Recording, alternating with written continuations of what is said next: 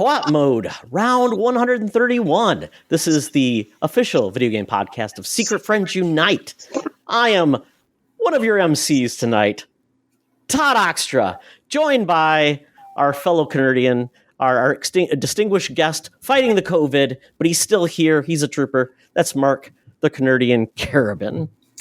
I am here. I'm sad I didn't get the dress up memo. You two look dapper tonight, and I'm in a Star Wars t-shirt.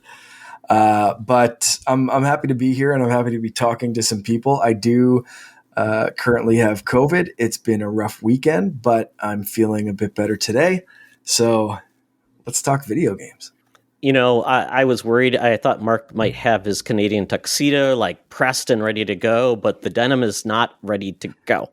So we are joined by someone who has not been on in 4 years, but he is someone near and dear to all of our hearts in the world of Secret Friends Unite. And that's my son, Logan Oxtra. Logan, you're a senior in high school. You're here before you even were in high school. How does it feel to be back? It's great to be back, especially at such a prestigious event that I helped Photoshop the background of. That's true. That's true. Yeah. Logan made the Madam Web award. He helped with other things, so he's been helping me Photoshop when Mark's been busy. And Mark, I want to say thank you for your work in the Couchy Award. First, I want to thank ChatGPT or Bing AI creating awards that looked a little bit funky and clunky. And Mark's like, I can put some polish on that turd. And there we go. Yeah. We have our Couchy Award. That's it. AI generated art is fine for a base, you know, if you really need something quick, but there's still a little off with it, you know, like words that aren't words, or like something that kind of looks video game button-y, I think is what they were aiming for. So yeah, I did a quick, you know, little quick erase and swap and type in stuff here and there, and it looks all right. They came close a few times. There was a couple where somebody had a third leg. A little bit awkward at times. But, you know what? A for effort, being AI. I use my credits to do that. So thank you for your results. It's the year of AI, folks. What can I say? We're all in on it. So hopefully, Mark, neither of us are replaced by AI. I mean, if I am, I hope it's like a nice AI. You know what I mean? Like, just, you know, keep in contact, like be a buddy kind of thing, you know, like I hope it's like helpful. Like if it's a nice kind of like, hey, you know, sorry, I'm an AI. I'm just going to replace your job and whatever. And that'll be it. And we're just like, okay, I understand it. Like you're a nice guy. It almost make me feel worse. I kind of want my AI to just be no remorse, just full like, you know what, I'm going to take your job. You're going to deal with it. So the Terminator, you're looking pretty for much. Terminator. I want to go with a bang. The youth. They are, you know, from the mouths of babes that are 18 and ready to, you know, take care of us in our age, Mark. We know they will. So with that, we, Mark, need to thank the folks that made this show possible. If your voice is struggling, let me know. But if you want to take it, you can. No, yeah, I'm good to go. We have to thank our friends over at Patreon. You can go there, patreon.com/secretfriendsunite for a free 7-day trial and join people such as our friends with benefit tier, John Sedorf, the Phoenix Sisters Cosplay, Brendan Myers, Asian Sith Mistress, Matthew Keel, and Corey in HD, as well as our BFF tier, Sean, Stella, and Henry Nias, and Missy Merchant. All these people help make these shows happen, help make them what they are, and you can go and join those people with ad-free podcasts and a bunch of exclusive shows over at patreon.com/secretfriendsunite. Very, very good. More exciting things coming. We are posting a new spinner rack on Friday. Should be a lot of fun. And Charlie is telling me he is going to be doing some infamous movies with his spouse, and they are covering lots of TV shows on their coverage. So more to come in 2024 in our Patreon. So with that, we get to probably the most infamous segment of our show, or maybe the award-winning, I don't know, Mark. probably a Couchy for buy, rent, or return. This week, Mark, we're celebrating the world of games, but I figured we would at least look at the most infamous moments of gaming in 2023. So I picked 3 games for buy, rent, return, infamous style, and that would be not the game Infamous, but Infamous from the Three Amigos. Am I infamous? Yes. Yes, you are, El Guapo. The Lord of the Rings, Gollum, Everybody 1-2 Switch, and Skull Island, Rise of Kong. So why don't we start with our community first with their picks. I'll go with Jerry McCoy. Jerry McCoy is an old friend. He goes way back. Thanks, Jerry, for being in our Discord. He says, buy 1-2 Switch. It's the only good game. So he didn't put that in quotes either, so he must really mean it. Rent Gollum. I like this IP better than Kong. So there we go. Yep. Slight praise. And then Return Skull Island. I like this IP worse than Lord of the Rings. The Redhead Stepchild. Fine, yeah. I mean, fine reasoning for like a couple of like duds. You know what I mean? Like I get that. You want to take Famous Seamus? Yeah, sure. Famous Seamus will buy Everybody 1-2 Switch. There might be someone who likes this game and who knows this game might be fun at parties. I get it. That's seems to rent Gollum. This should be used in studies of how not to make a video game. So he, rent it to study it. I get that. Yes, it's a solid answer. And Return Skull Island, Rise of Kong. Yeah, this could also be used to study how not to make bad games. But we all know why this game was bad. Game Mills gave the developers a very limited budget and an insanely short amount of time to make the game. I don't think we need to beat a dead horse when it comes to this. Fair. Yeah, licensed games, they used to be all bad, so we're kind of surprising that we get so many good licensed games these days. So, you know what? Somebody's got to remind me of the bad old days, so I'll take it. So we have Sean Nia says, oh man, return them all. So he didn't even give it a moment's notice. They're all a return. And then Winter Gamer. Doubled up with the return all of them. Ain't nobody got time for those games. So before we start, did anybody play any of these games? Because I value my sanity, I did not play any of them. And typically Logan only will play these games if Dad has bought them, typically. So, sure. So let's start with you, Logan. So what would you buy? What would you rent? And what would you return of these 3 games? I would for sure, you got to rent Gollum. Actually, no, sorry, the Ape one, because that one's just kind of one of those dumb fun games. You just rent it, just see, hey guys, look how dumb this is. Let's poke fun at it, like the B-movie level. You know what? Maybe we'll play a dumb party game too. 1-2 Switch. I'd buy that. It'd be nice to have. And then probably, Gollum's just a sad bad. It makes me just sad to look at it. Yeah. It's one of those games where I just play and I just wish, just disappointing, not really that point and laugh kind of game. You know what? Not bad choices. Mark? I'm gonna kind of stick to the consensus and do Everybody 1-2 Switch for my buy. There might be something in there. At least it's a Nintendo first party. They try some weird stuff. I don't know. It might be fun for a party or fun to play with Finn. Like he might be able to grasp some of the mini games and do some of that stuff. Maybe I should actually buy this game. Am I going to go buy one? No, I don't think so. But Mark, you have a voucher left over? Perfect opportunity. No. And I'm gonna kind of mirror but differentiate from Jerry's picks. I've been on a real monster kaiju verse, Godzilla verse, whatever you want to call it, kick recently. I just finished Monarch. I went back and watched all the movies. So just because of that, I'm gonna go with Skull Island for my rent.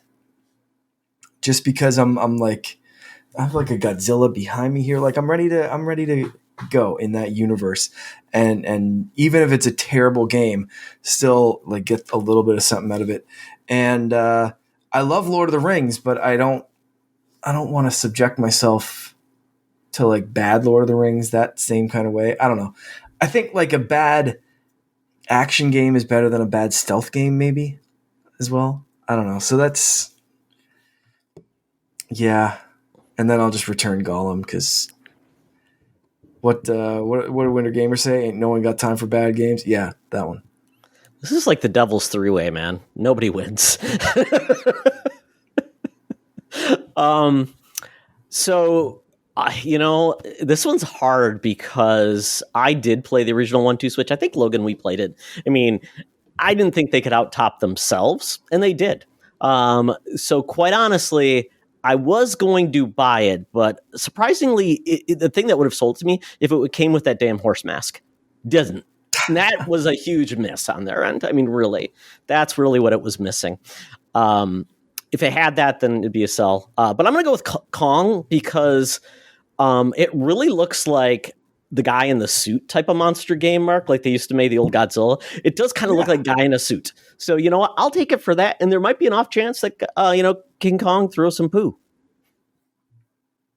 There you go. That's a high need for any game that I play. Monkey games. Also, yes. I do have to mention that you could order Everybody 1-2 Switch on Amazon and throw in a horse mask for like $15 or less and just pretend that it all came together and make yourself I want to see this happen. You revive the Labo and make it a Labo horse mask. You have to make it yourself. Then you get a plate in the game. There you go. Like one of those cardboard masks. It's like Minecraft looking. Yep. All right. I think that would sell it. Oh, Labo. We haven't talked about you in years. A Labo horse mask. This has to happen. Exactly. Just imagine like a horse racing with Labo. Oh my God. At least 10 people would buy it, and that would be double the sales of the current Labo. So, That's all Labo is really missing. Exactly. Right there. Yeah. Wow. Yeah, Labo. RIP. Okay. So once again, Skull Island's my buy. Monkey hijinks. Gotta love it. I'm going with Everybody 1-2 Switch just because you know what? You're going to get to see your friends be idiots. So that is always a gem. And since it's a rental from Gamefly, which I could get, I haven't wasted any money. So that's the appropriate rental for me.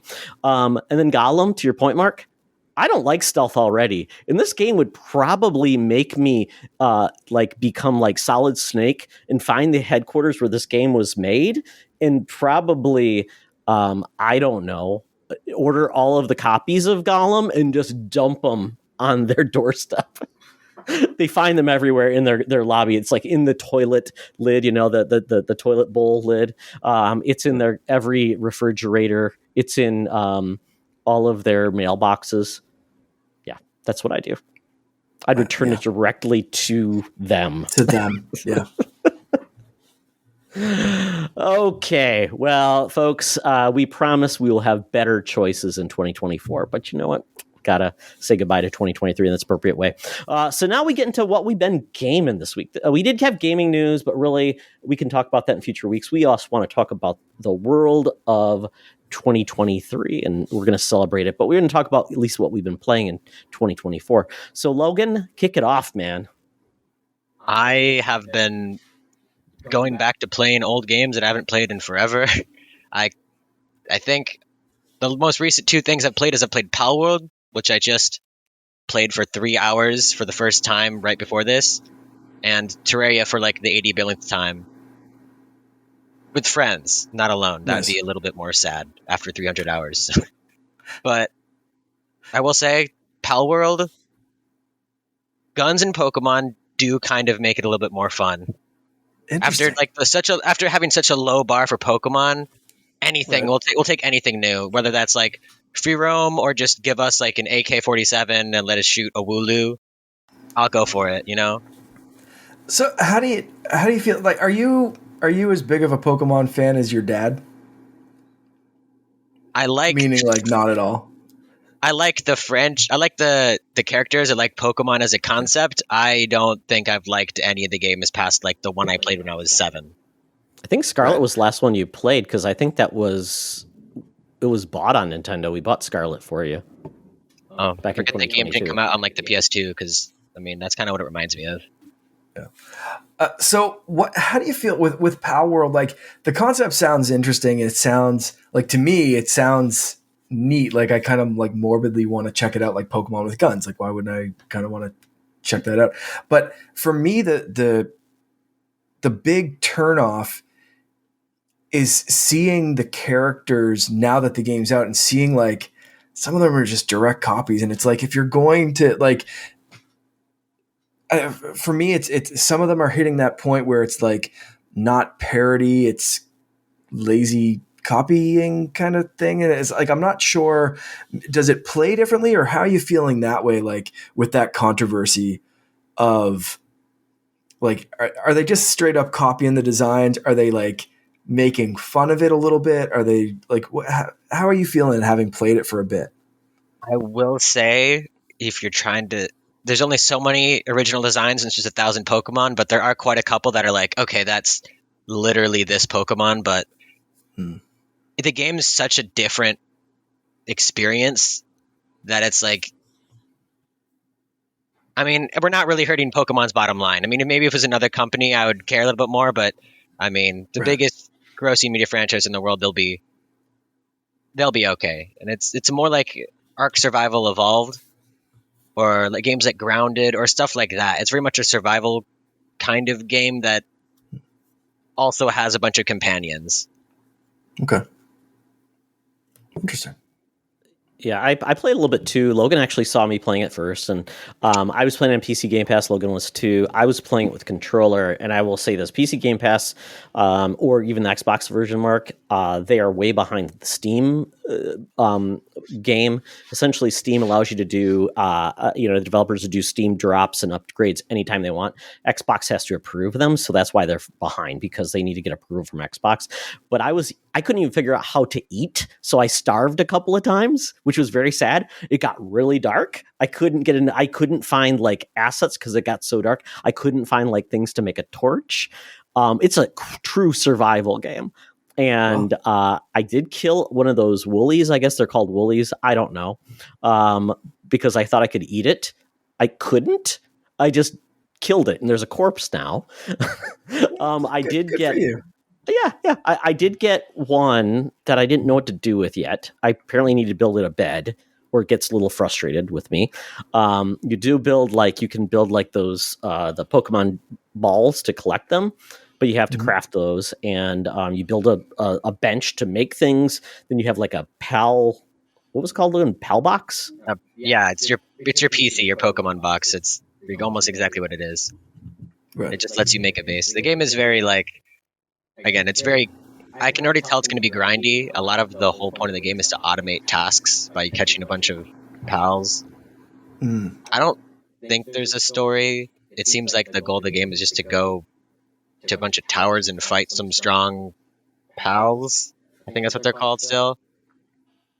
But it kind of just seems like a game where if you have a lot of time and you just want to grind away at something, it seems like a great option. I mean, a lot of people are enjoying it, but I wouldn't consider it like the pinnacle of gaming. Yeah, it's kind of a crazy game, Mark. I tried it. Like I said, I'd starved to death. I did some things. It's a beautiful looking game. It has and it's got elements of Breath of the Wild or Tears of the Kingdom in it too. Like you can climb anything, and you do eventually get like a glider. And when you find things, it has little of those like music elements of like Breath of the Wild, which I was like really impressed. And then you can design your character, and I think the special sauce here is, I think this is hopefully going to show Nintendo people want to do more with the Pokemon franchise, not necessarily kill them with guns, but open world Pokemon you can play online with your friends, and it looks like a modern game because I mean, it's amazing the size of these creatures. You can ride them. Logan, what did you do with one of your pals as a weapon? So there's a little Firefox guy, and if you use a harness, you can pick him up and use him as a flamethrower. And I also used that to fight a bunch of thugs who were shooting me with an actual handgun. So that was an interesting experience to have in the first 3 hours. That's amazing. I know, that's what my thought was. That sounds awesome. Yeah, it's definitely not for me, but I could see, and a lot of people are just, especially if you're not Nintendo, like you don't own Nintendo, this is probably the closest you'll get to, these type of creatures, but with that survival element, which people love, and it's huge on Steam. I think 5 million people on Steam have bought the game, which is just insane. Yeah, it's only been the out highest concurrent player count or something like that already. It's crazy. Wild. Yep. Yeah. And PlayStation was asked if it's going to come, and Shuhei Yoshida said yes to PlayStation. Good enough. Anything else, Logan? Any other gaming moments? Yeah, I just want to say it's currently PalWorld apparently has 1 million players playing right now as we speak, which is Wow. I don't know, but might be one of the highest. I think it's the number one game currently. Wow. Yeah, that is insane. And it peaked at 2 mil Jeez. 24 hours ago. That's wild. My only hope is that maybe Nintendo will see this and figure out that maybe we want games where we can shoot. I mean, have a well-crafted Pokemon game. That's what I meant. Yep. That's it. Yeah, exactly. That's amazing. Well, Mario got a game in Mario's versus Rabbids. I mean, guns are never out of the question. That's it. They gave Mario a reference the was it E3 2003, where the one Nintendo person came on and said that Mario will never shoot hookers. That is a real quote. What? Oh, you didn't know about that? No. Oh, you can look that up. That is a real quote. That was their marketing strategy for GameCube, and I wish I was lying. There's a clip in everything. Is that in the design doc for Mario Sunshine? No dead hookers. E3 2003. Oh, 2003. I was right. There you go. Yeah. Yep. Who said that? Iwata? Miyamoto? It was a white guy, if I remember correctly. Oh, he's no longer it's there, some then. dude. Yeah. Nintendo's gone a long way. Yeah, they have. Anything else, Logan, you've been playing? That's it. Excellent. So, Mark, in the doc I'm looking here, you put something down. I have no clue what you've been playing. Are you playing like a off-kilter like mobile game? No. So in the doc, for everyone listening, in the doc I wrote Mario Kittens in all caps with an exclamation mark, because that's all I've been playing. Finn has learned the absolute delight that is Super Mario 3D World. So I've been going, actually, that's a partial lie. He goes back and forth between Mario Kittens and Mario Wonder. He loves them both. So we've been playing both. But lately, the last couple of days, it's been like full on Mario Kittens. So we play with him. We let him play a little bit. He's getting really, really good. It's crazy just how quickly he's come along in his gaming skills of like being able to, at first when he was playing, it was almost, like he could jump or he could move, but like good luck trying to get him to do both at the same time. And in just like a couple of weeks, he's keeping up.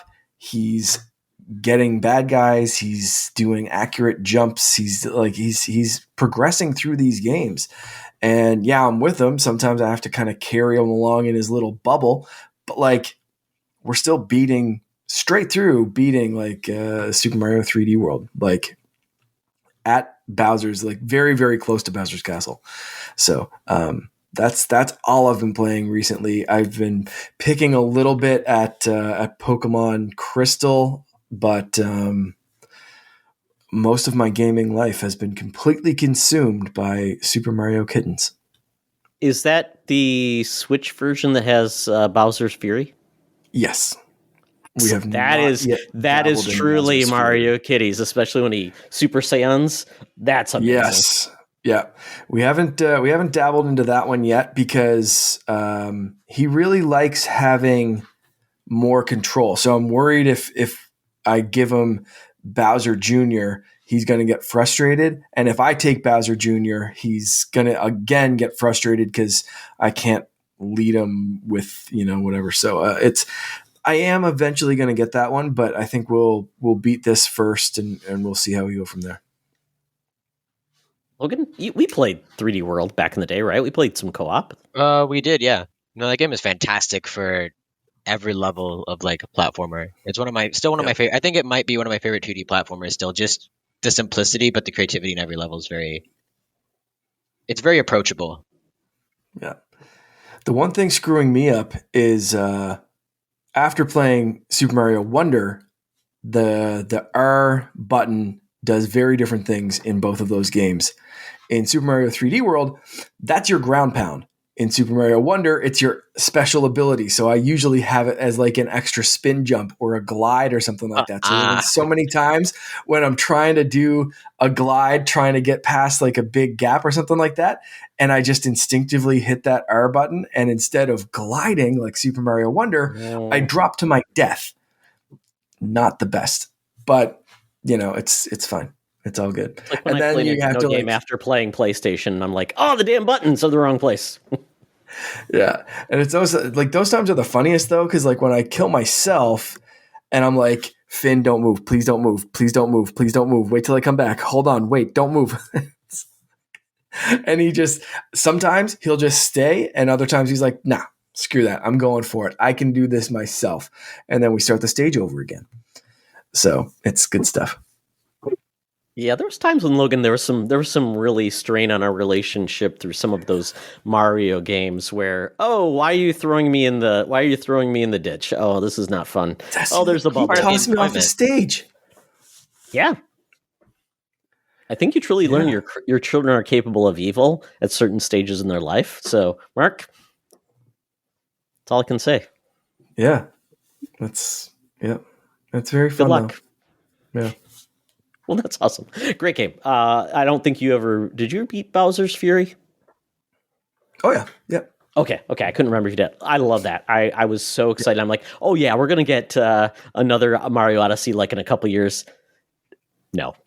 Yeah. That's what we thought. We thought this was like a test bed for the next one, and then just nothing.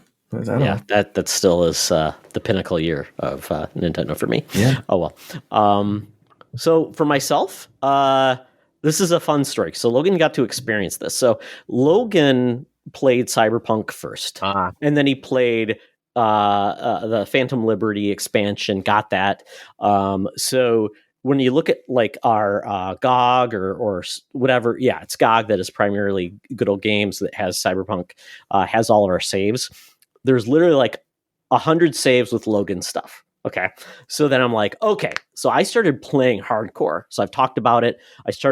I by accident started Phantom Liberty, and I absolutely loved it. Yep. And cloud saves are not as awesome as you think they are if they don't work. None of my game saves cloud saved. Logan's did. Oh, no. And I was panicked. I was freaking out. I'm like, I'm not going to survive. I'm like 35 hours in. Can't play Logan's save because it's his story. So Logan and I are figuring this out. And thankfully, I use Backblaze. And this is an ad for Backblaze. But thank God I have Backblaze because it's been updating my local saves and thankfully secured them. I was able to download them because they actually replaced my local saves too with Logan's. So thankfully, I only lost like 2 hours of progress. But man, oh man, be careful, cloud saves. Make sure they're there. Do a local backup if you can. But that would have been so disappointing because I was having so much fun. And Logan and I have been talking about, like, he's been telling me, hey, Dad, do this type of, don't piss off Johnny too much. Don't do this. So Logan's kind of like my Sherpa for the game. And I'll say, hey, what about this weapon? Or how do you do this? And he's amazing at the game. And I'm doing a different type of style play. But I panicked, Mark. I really did. And Logan was seeing it. And he was a trooper. So kudos to my son. Yep. Oh, you're muted, Logan. Oh, that's what I'm here for, tech issues. I'm pretty sure that's my main role in life. At least at this point. Tech issues and showing them how to play. Yeah, he definitely is the person like trying to help me figure out how to eat in PalWorld so don't die. What is going on? I'm not that incompetent. I really am not. But you know what? The proof is in the pudding. Sure. Yeah. Yeah, he's giving me the side eye right now. This is great. Thank you, son. But the game I've been putting the most time in, and this came from GameFly, is Prince of Persia: The Lost Crown. I am eating this game up. It is amazing. I mean, I will not be the first person because everybody's talking about this game. If you love Metroidvania games, you love stylish combat, you like really fun story, you like really good combat with emergent platforming, this game's amazing. And one of the best things about this game, and if you don't know, like Prince of Persia started off as a 2D platformer, then turned into a 3D like action adventure game for many, many years. It's tried to come back. There was supposed to be a remake of Sands of Time. We don't know. That game may never come back. But they made this, and it was such a surprise, and people were nervous about this game. I think it's a $50 game, or maybe full price even. People are complaining, but I'm like, it's well worth it. It's not a short game either. It's probably 25 hours. And it's got everything you want in a game like this. You can change the difficulty on the fly. Like you can play anything from just like baby mode to the hardest of the hard. And Mark, even within it, you can change parts of the difficulty. Like if you want to play cool. I want full on hard combat, but I hate traversal, you can change that. I love that. Tomb Raider, I think, did that back in the day, where it basically said, you might be good at something, but you might be bad at something else. Let's not punish you one way or the other. Let's focus on where your fun is, like maybe melee or parry. Logan is the parry master. I am not. So, if you don't get parry right, it kind of punishes you in this game. So it's very important to know that. But when you get it right, you feel awesome. So I haven't played with those adjustments. I'm playing it like the second level of difficulty, but it's awesome. Love it to pieces. The boss moments are amazing. And the platforming, like I said, is great. You slowly get all of your upgrades. Like you get a bow and arrow. I've not gotten the double jump yet. I'm waiting for the double jump, but I know there's a place I'm going to use it, just like any great Metroidvania. You're going to get your bow and arrow. And the cool bow and arrow is really cool because when you run out of arrows, it turns your bow into a chakram you can throw. Oh, that's cool. It's great. It gives you a secondary purpose because arrows are a tough commodity. You can eventually increase the amount you carry, but they're not always respawning. When you kill an enemy, you might get an arrow, but you don't always get it. Do you have to use it as a bow and arrow first, or can you switch modes while you still have ammo left? It's a long press on the Y.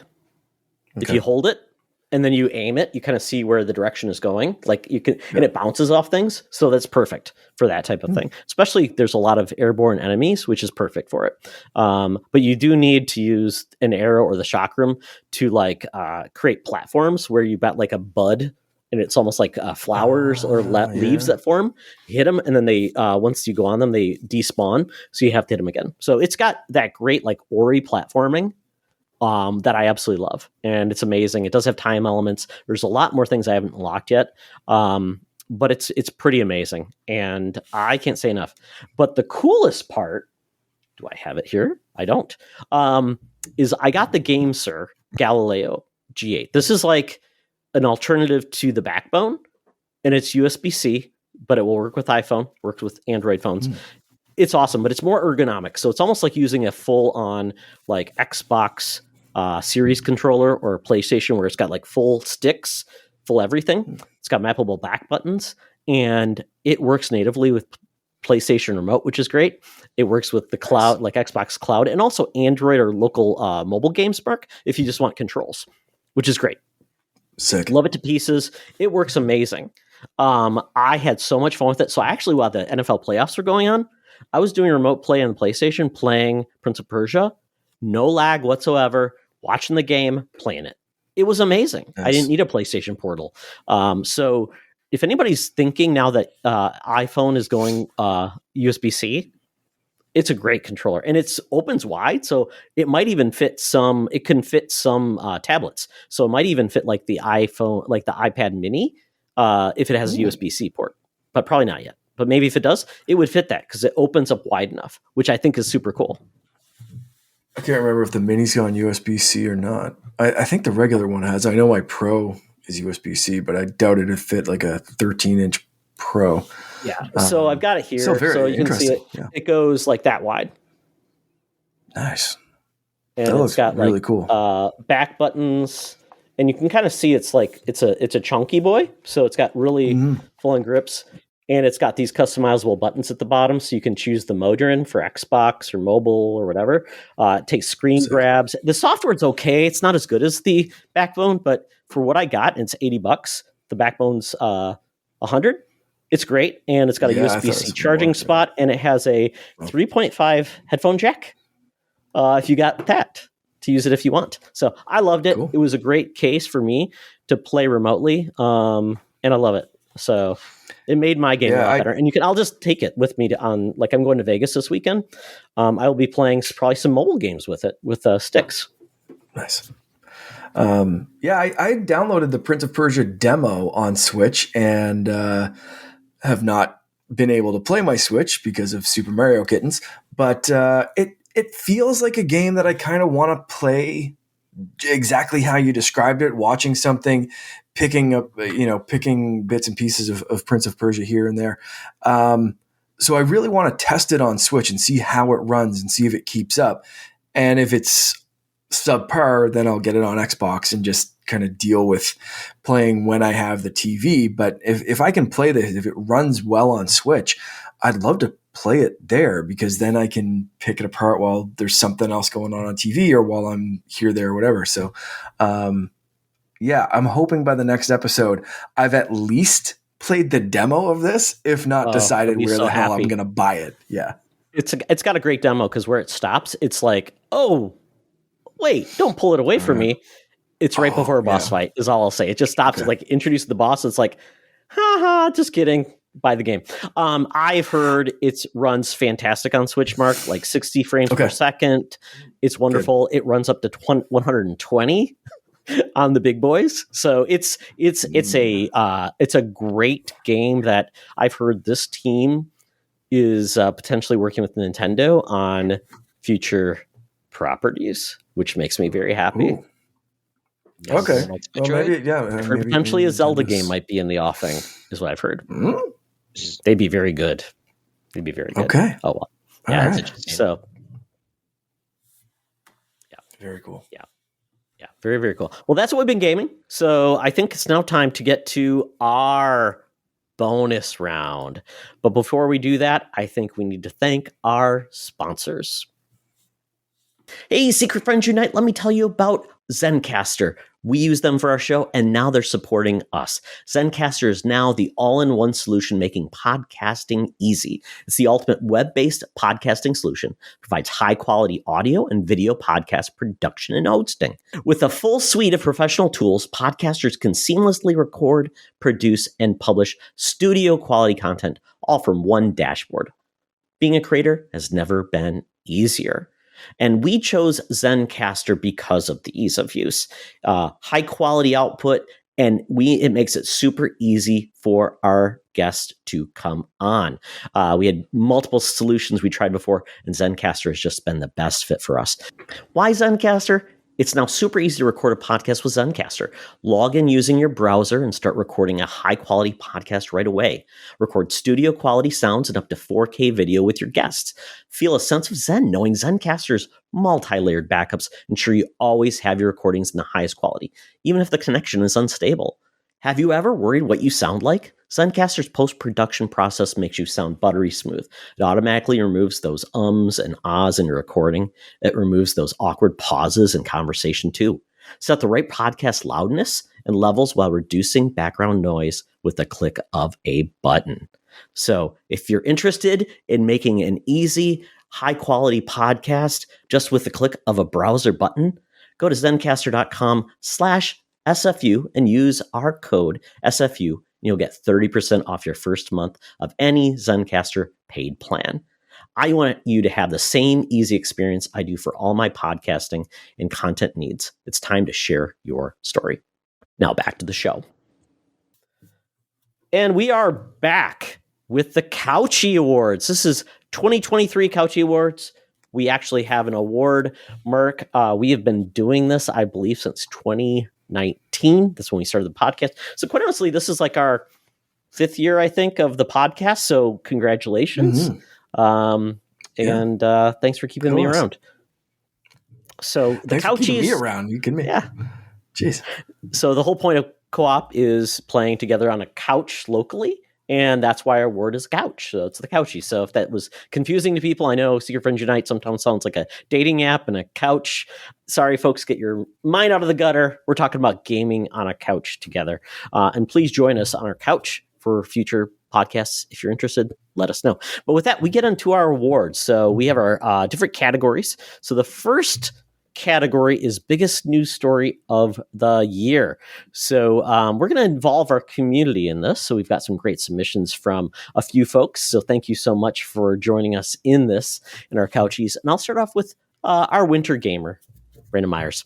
He says GTA 6 trailer and how it was revealed, how many people that he worked was actually talking to him about the game. So basically, this is the game that breaks through to everybody who is not a gamer. It's the one thing. GTA has been around for over 20 years, and it still talks to people. I saw the trailer and was pretty impressed. Still don't know much. We probably won't see a gameplay trailer until next year, but pretty cool. Your thoughts on the GTA 6 trailer? I mean, not the trailer, but just the news of it.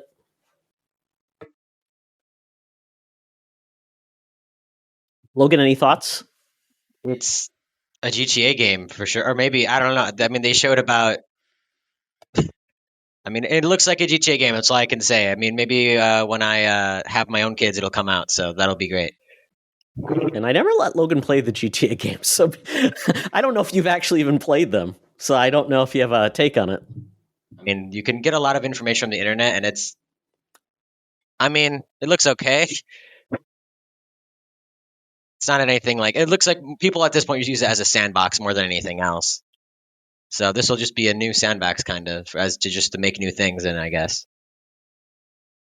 When you're not old like us, you're less than impressed by where we came from. So Mark, GTA 6, is this do anything for you? I mean, I understand the importance of this game, but you think this was a huge story? You're muted, Mark. Oh, sorry. I'm feeling the same way that Logan was. I'm like, for me, it was like, it's a GTA trailer. Like, yeah, cool. There's another one. Yeah, it's been 80 years since GTA 5's been on, 70 different console generations. For me, it's cool. But at this point, I kind of wanted to see more. Like, it's been so long. A little sizzle trailer showing like Florida guy and whatever is just like, I don't know, it's more GTA, whatever. Like Logan said, I think the longevity of GTA is more the sandbox stuff, and they didn't really show any of that. So more recent GTA stuff has been a little too serious for me, a little bit. Like I liked it back in the PS2 games with, GTA 3 and San Andreas, and like when they do weird stuff like the Ballad of Big Gay Tony or whatever that one was called, like that kind of stuff was like a little goofier, right? Like even GTA 4 with like, hey, Nico, like it was a little bit more cartoony, a little bit more animated, and I thought a little bit more fun, that made GTA like over the top, right? Like when you try to get that 5-star level to see how long you could survive with the whole army coming after you. Like that was kind of, I don't know, I had fun with those games. And then newer games, it's just kind of like, yeah, okay, it's like an episode of Sopranos mixed with like Jersey Shore. Like, yeah, I guess, right? It's just like, and that's fine. Like I get the appeal of that, but like there's something, I don't know, there's some bit of that like funness that's kind of lost to me in GTA 5, and seems like they're leaning more into it again in 6. So it's like, I'll see, show me more before I'm going to get like super excited about it. But like, I mean, it's GTA, it's going to be good, but yeah, I'm feeling the same way. Like, okay, cool. It's a trailer. Yeah, I think because technology is, you don't see those advancements. It looks very similar to GTA 5. I know it's better, of course, but to me, it's like once you get to a certain point, it's like the graphics aren't blowing you away, and everybody's like, "Oh, you're going to do this, you're going to do that." I'm like, "Cool," but it doesn't feel like it's like breaking new ground. Once we see gameplay, that's when they'll wow us with what makes us special. But at this point, to me, it's too soon. We probably have to wait later, probably end of the year, before we get a gameplay trailer, because the game isn't coming out until 2025. So a little bit soon, but I think it's just like, yeah, this was expected, and nothing blew me away. But yeah, it's going to be pretty. Let's see, Famous Seamus, his story, Mark. Yeah. So the biggest news story from Famous Seamus. I'm just going to read this one. The Famous Seamus wrote a ton of stuff. Some of them I might summarize, but I think this one's important. I'm going to do something Jeff Keighley won't do and say something about the tons of layoffs that happened throughout the year. Microsoft, Ubisoft, BioWare, Naughty Dog, Epic Games, Amazon Games, Bungie, the entire disgusting way Embracer Group has been shutting down studios left and right, and somehow even more. Yeah, I read some today or yesterday. Like Thunderful Games was even laying off a bunch of people, like indie studios. It's crazy.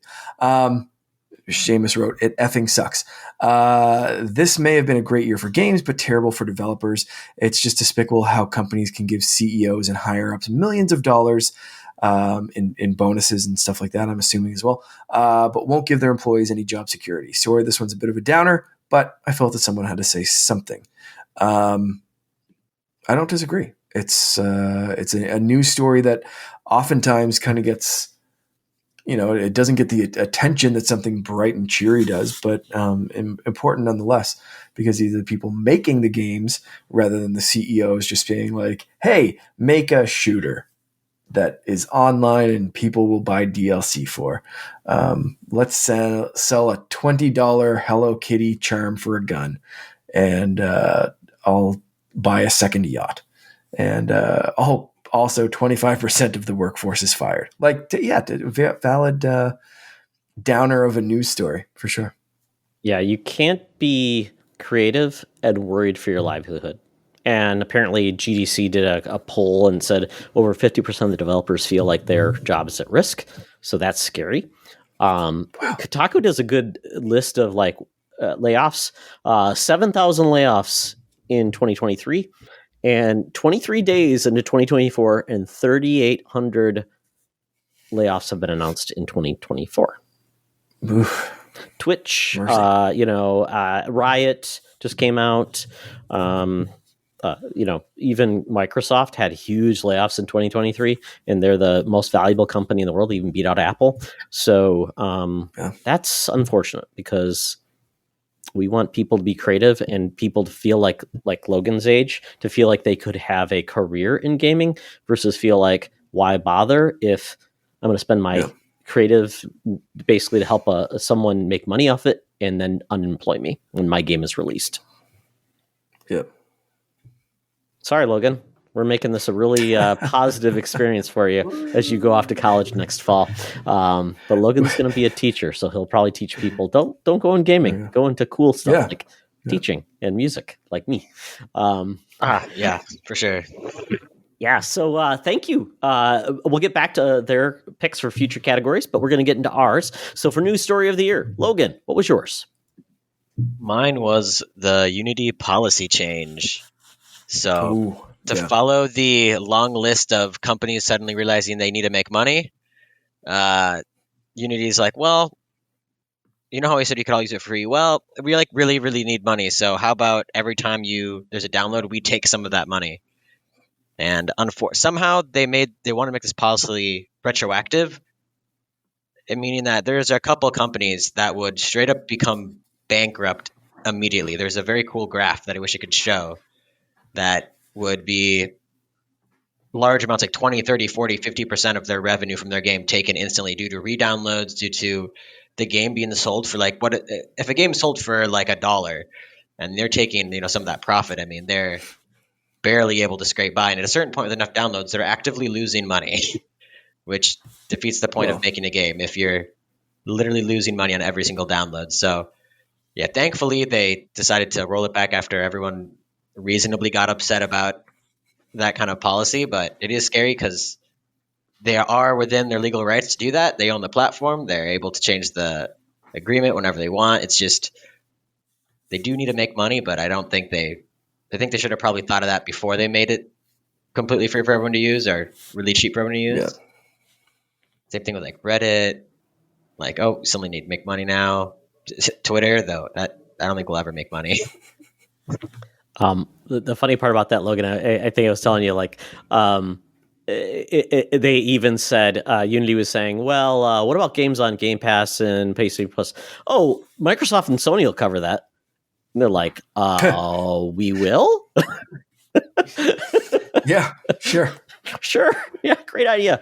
And Unity has become like the problem with that is a lot of people who learned game development, that's what they know, Unity. There are other free engines, that we have Unreal, obviously, and they have different deals with developers. Like, we'll take a cut, or if it makes so much, we'll take a cut. But there's others. Yep. Hopefully somebody will create a tool set that's usable, like those, like in Adobe Premiere alternatives. I mean, there's alternatives for other things that people use, and hopefully those come about so people don't have to feel like, well, I got to use Unity because that's all I know, and that's a challenge. Yeah, it's a shame, and they did change, and their leader resigned, but looks like they're not done doing stupid things. So I assume a lot of people will probably choose to look at different engines and different things in the future.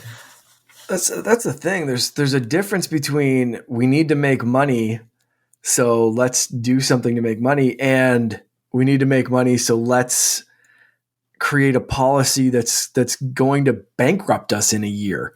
Like, nobody, if they've done this before and they say we're probably going to do some stupid things again, like, the answer is, okay, I guess we're not using Unity anymore. Like, nobody's going to pay them. People will shut down their games, full stop. It's a digital world, right? Like, you can get rid of a game. We've seen it happen. We've seen games die, be unlisted, and whatever. Like, people will straight up just, like, companies will just say, like, oh yeah, sure, we'll go bankrupt to give Unity money. No, sorry, we had some fun, but we're pulling our game. You don't get a cent, and we'll never use Unity again. Like, I think Cult of the Lambs threatened to, I don't know if they did or they just threatened, but they did say, like, they were going to move off of Unity just so that they wouldn't have to deal with it anymore, which is, I mean, they've managed to turn into something where, like, hey, we're going to make money too. Now they have really negative favor, so now they're in a worse spot than they probably would have been if they just asked for, like, donations like Wikipedia, though. I don't think many people 100%. Would donate to Unity, but it would have been more than now, where I think they're now losing probably more money with worse favor. Absolutely. Yeah. Mark, like, if you're starting a new game, you're not using Unity. Like, no. With this kind of thing threatening, like, why would you? Mark, reminds me of Darth Vader, where Darth Vader's a great negotiator because he essentially says, what does Darth Vader say about, like, contracts and agreements? Pray I don't alter them further, basically. Is exactly. Yeah. The Darth Vader school of negotiation. Yeah. Insane. Yeah, it seems like we're getting hit. The people that run this don't have choking powers or a lightsaber. Yeah, except on your purse strings and your future funds. That's you know what, we're getting hit on all sides. Layoffs, and then we're just going to make it unprofitable for people to make money off of game development. It's a perfect world. So go into game development, folks, because everybody's looking out for you and want you to prop you up. So with that, Mark, what's your game story? Hopefully, you got a little bit more positive spin, maybe. Yeah, mine was. The Activision Blizzard Xbox finally happened. I'm just happy that just happened. We knew about it for way longer than just last year, but it finally being over, finally being a thing, figuring out who's getting the streaming and these kind of rights and all that kind of stuff.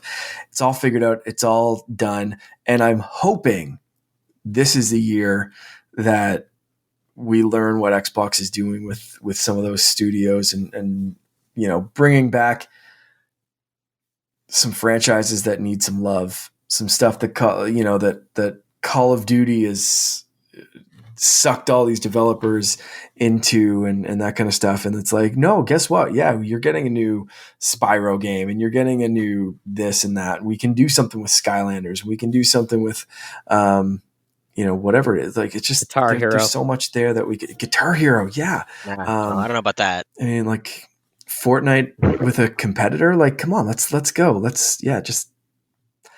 I'm ready for some cool mix up. So I think that finally being a story that we can close that chapter in 23 is going to lead to some cool stuff in 24, and I'm excited. Agree. I think letting Activision and those studios do something new is the best thing for them. If we don't get a Call of Duty every year, that's not a bad thing.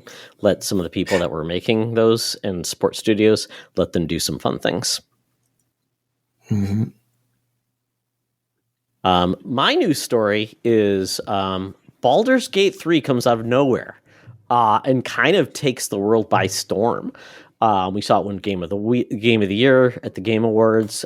People are finally trying out a game that I think people would have never assumed was a fit for them, and that is basically a computer RPG that was playable on platforms, consoles like PlayStation and Xbox. And people are finding out that it's completely based on D&D, the 5th rulebook, and the fact that that game essentially says you can do whatever you want, including husbandry with people that can turn into bears. If you want. And I love that because it's essentially opening up the world of RPGs that has essentially been gated by PCs to consoles owners. And it seems like it's highly successful. The developers showed what you can do as an independent studio. The voice acting is amazing. People are falling in love with these characters. And essentially, it's basically saying you got to be okay with making decisions and having those decisions play out, and you don't get to go back. And everybody will have a different story to tell. And that's what I love about RPGs when they do that type of thing. It's not a beeline straight story. It can go different ways, and every story is in your story is going to be unique from somebody else. And I've heard like the ways you can, like the fact that you can talk with every animal is amazing, and every animal is fully voiced with dialogue. Crazy. I've heard like I saw the murder of squirrels. I don't know if you guys saw that where they killed a squirrel. It's horrific, but it's funny, and it took the world by storm. I love that, and I can't wait to see someone's going to be inspired by that game and make the next cool game, and I love it. Baldur's Gate hasn't been a thing since like the early days of like 2000. So the fact that this game came back and found an audience, and it was actually an early release on PC where I think it was like 2000 it came out on PC, and essentially they were told, if you play this game early, your saves won't continue. So essentially you're just being there for the moment. And then people, when it officially launched, basically had to start over again. And they said, that's fine. I want to do it now. So I think it's great. The proof is in the pudding. I have it on my Steam account. I am so intimidated by that game. And Logan, it's yours to play if you want. But I am worried that it's not for me, but I just wanted to pay for that game to basically root for that team. Cool. So there we go. So now we get into just more of our fun categories. These are just like goofy. So favorite hardware / gaming purchase. So at this point, let me look down to see, Brandon Myers, he says his gaming PC. Yeah, he's been buying lots of stuff. He bought lots of different hardware. He bought the Logitech cloud gaming thing. He's been having a great time, and he's really been enjoying PC, especially PlayStation releases on PC. So, Brandon, I appreciate that. That's awesome. PC is a lot of people are going to PCs this year, which is great. I think it's fun. Yeah. For sure. Famous Seamus had one for this as well. Close second. He said, part of me wants to go. It's a special edition for Persona 3 Reload. But that was only a pre-order. Didn't come out, so he didn't think that would count. So he gave this award to all of the awesome art and photos and cool stuff that he gets supporting artists at conventions and like different like websites and stuff like that. Like Black Friday sales, he picked up a bunch of stuff. I've seen this guy at two different conventions last year. Like, he's not lying. Like, he posts his stuff in the Secret Friends Discord, but like he's going through conventions with like bags, like ready to go. If you see Famous Seamus coming towards a vendor, like little vendor town or whatever for like a convention, like get ready. He's supporting you. Like, he is the man when it comes to like supporting local artists and just the talent that goes to these conventions. Like, incredible. I couldn't even believe his like the hauls that he was going away with at the conventions I saw him, like just amazing support for all the artists that show up. It's awesome. Yeah, and quite honestly, I think if Famous Seamus would need like 2 houses to put up all of his artwork. Oh, it's amazing. Yeah. And he even rebuys things, which is funny. But yeah, I love his support of artists and the things he loves. So he's always excited to show us, and I love seeing it because I know what the feeling is when I go to conventions too. Mark, I'm sure you've seen it where you're like, I want to buy that, I want to buy that, I want to buy that, and I want to buy that. And it's hard to resist. I got so overwhelmed at one of the conventions, and he's going with like 2 bags full of stuff at least. And I got so overwhelmed that I bought 1 pouch and had a list of stuff that I wanted to go back to, and then completely forgot. I ended up in a different section of the convention and was like, yeah, I need to go. And like completely forgot to go back and pick up all the stuff because I didn't want to carry it around. And then I just like, I got home and I was like, I'm dumb. Like there were so many things that I wanted, and like I missed the boat completely. So he just goes for it. He just does it. It's awesome. Yeah, Logan has seen it. We bought stuff at cons together, Logan, and your stuff is not framed typically. It's hidden away. We're bad about framing and putting stuff up in our house too. So, but yeah, we'll get better at that. But yeah, it's awesome. I always feel like it's the hangover. You're like, oh, I bought that. I didn't remember. It's always like that way. Oh, very, very good. So let's go to Logan. What was your favorite gaming / hardware purchase? New RAM sticks for my PC. That's a fun story. Woo! So my computer that is about a year, maybe 2 years old now. Summer 2022. It started having random issues where it would just blue screen crash out of just nowhere. And it reached the point where it would happen about every 3-4 minutes, and I'm like, okay, well, something's wrong with my RAM. I run my memory test. I learned that you're not supposed to have more than 1 error for memory test. When I ran it, I had I think 16,000 errors, all off by 1 bit, so that was a little bit bad. Took them out. We're gonna go buy some. We go and buy some, plug them into my PC. The computer won't start. It broke his PC. So we're like, okay, well, then we tried a bunch of things. Like, okay, well, maybe let's just see if these work at all. So he gets the great idea of plugging the RAM sticks into his PC. His board does not take that type of RAM, so it breaks his PC. So now we have no clue what's going on. He leaves. 2 hours later, I managed to get both of them working. I had to cycle like the battery. Mark, it was the RAM stick. I looked at it. Logan was taking like metal sticks, pieces, like a little tweezers, and rebooting it like with a short circuit. It was like, this is not PC gaming. Shouldn't be that hard. No, yeah, you have to short circuit the battery in order to clear all the power so that you can like do a fresh restart, which literally requires you jamming just a metal thing into the battery and just being like, hey, hope this works. Yep. Yeah, that was fun, and it was the RAM. We had to buy RAM again, and that RAM worked. So I don't know. Anybody want to buy some bad RAM? Yeah. Jesus. Yeah. It may only break 2 PCs. Yeah. Holy crap! Wow. Yeah, that was a fun bonding moment. That wasn't too fun. Yeah. Only a couple $1,000 mistake. It's okay. It could have gone completely wrong. Yeah, but we survived. Yeah. It's like $60 in RAM later. We're good to go. Yeah, exactly. Yeah. Mark, what's yours? My RG35XX for sure. Love my little retro gaming Game Boy machine. I have convinced a couple of other people to get them.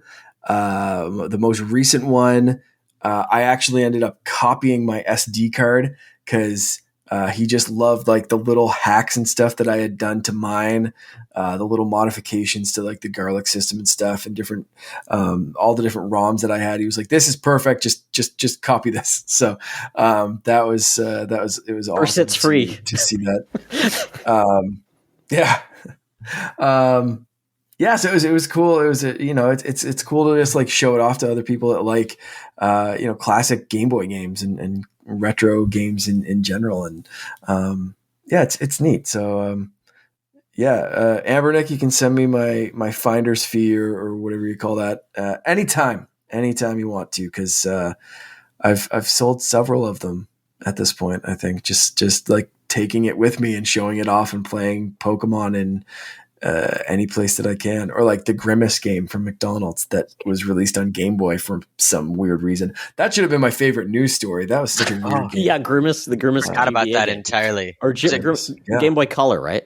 Was the game Game Boy Color? Yeah. It was solid. Like, it was fairly. You're on a skateboard. On a skateboard? Yeah. For some of it. Is that your one selling point? There's a skateboard, so it's like the best game. Grimace on a skateboard? That should sell millions. Sure. If that didn't sell you, I don't know what will. Like, it's Grimace on a skateboard. Come on. They didn't put they didn't put in the Game Award just because it'd be too unfair. It wouldn't be interesting if it won every category. So they just 100%. Yeah, would have swept. Yeah, for sure. It was. I mean, it was like, for a weird free McDonald's tie-in to a Game Boy Color game coming out in 2023. Like, it was better than it should have been for that description. Incredibly specific They category. get to make it. We don't even know who made the game, to be honest. I found out who made it. I can't remember okay. offhand, but like there was someone that made it, and it was through. They basically used it like a free online tool that you can actually like design games. It's like Game Designer, or Game Boy Color Designer, or Game Boy something. And that like, boy was Shigeru Miyamoto.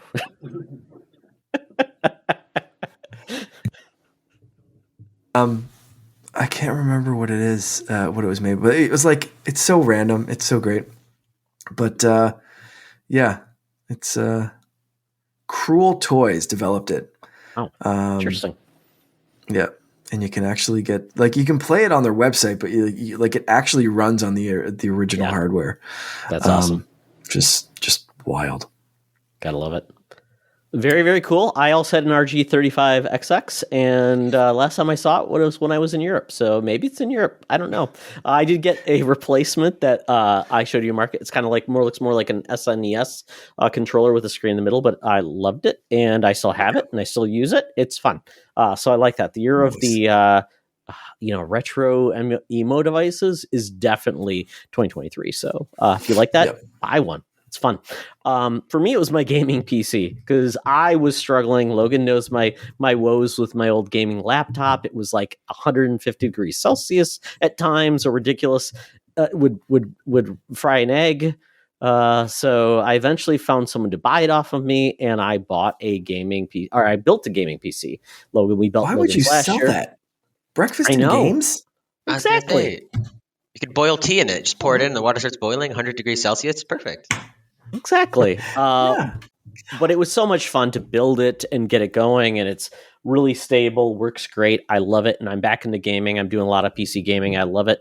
I work at my desk all day, and you think, hey, you should probably not sit at your desk and game, but I love it. I think it's great for certain type of games. It just works that way. Others, I want to sit on my couch, but I love my gaming PC. What can I say? It's really fantastic. So, especially with Steam and sharing libraries with Logan, it's been great. So, love it. So, on to the next category. Old game you finally played / beat in 2023. This is kind of like that. We're talking about, we want to really support old games too, not just the most new and modern.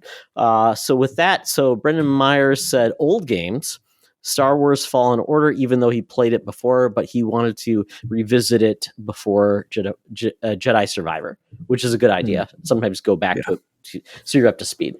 Mark? Famous Seamus went back to Horizon Zero Dawn. The first game he bought on PS4, never finished it due to other stuff, and still needs to beat the DLC, but finally went back and finished it. That's fantastic. It's a game I had to play on story mode because I was not very good at the combat, but I like the story. Logan, you're giving me that disapproval.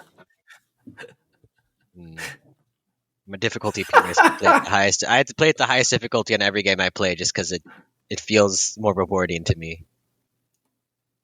And then I backseat game him every time I see him playing a game, so I'm sure he loves that. Yep.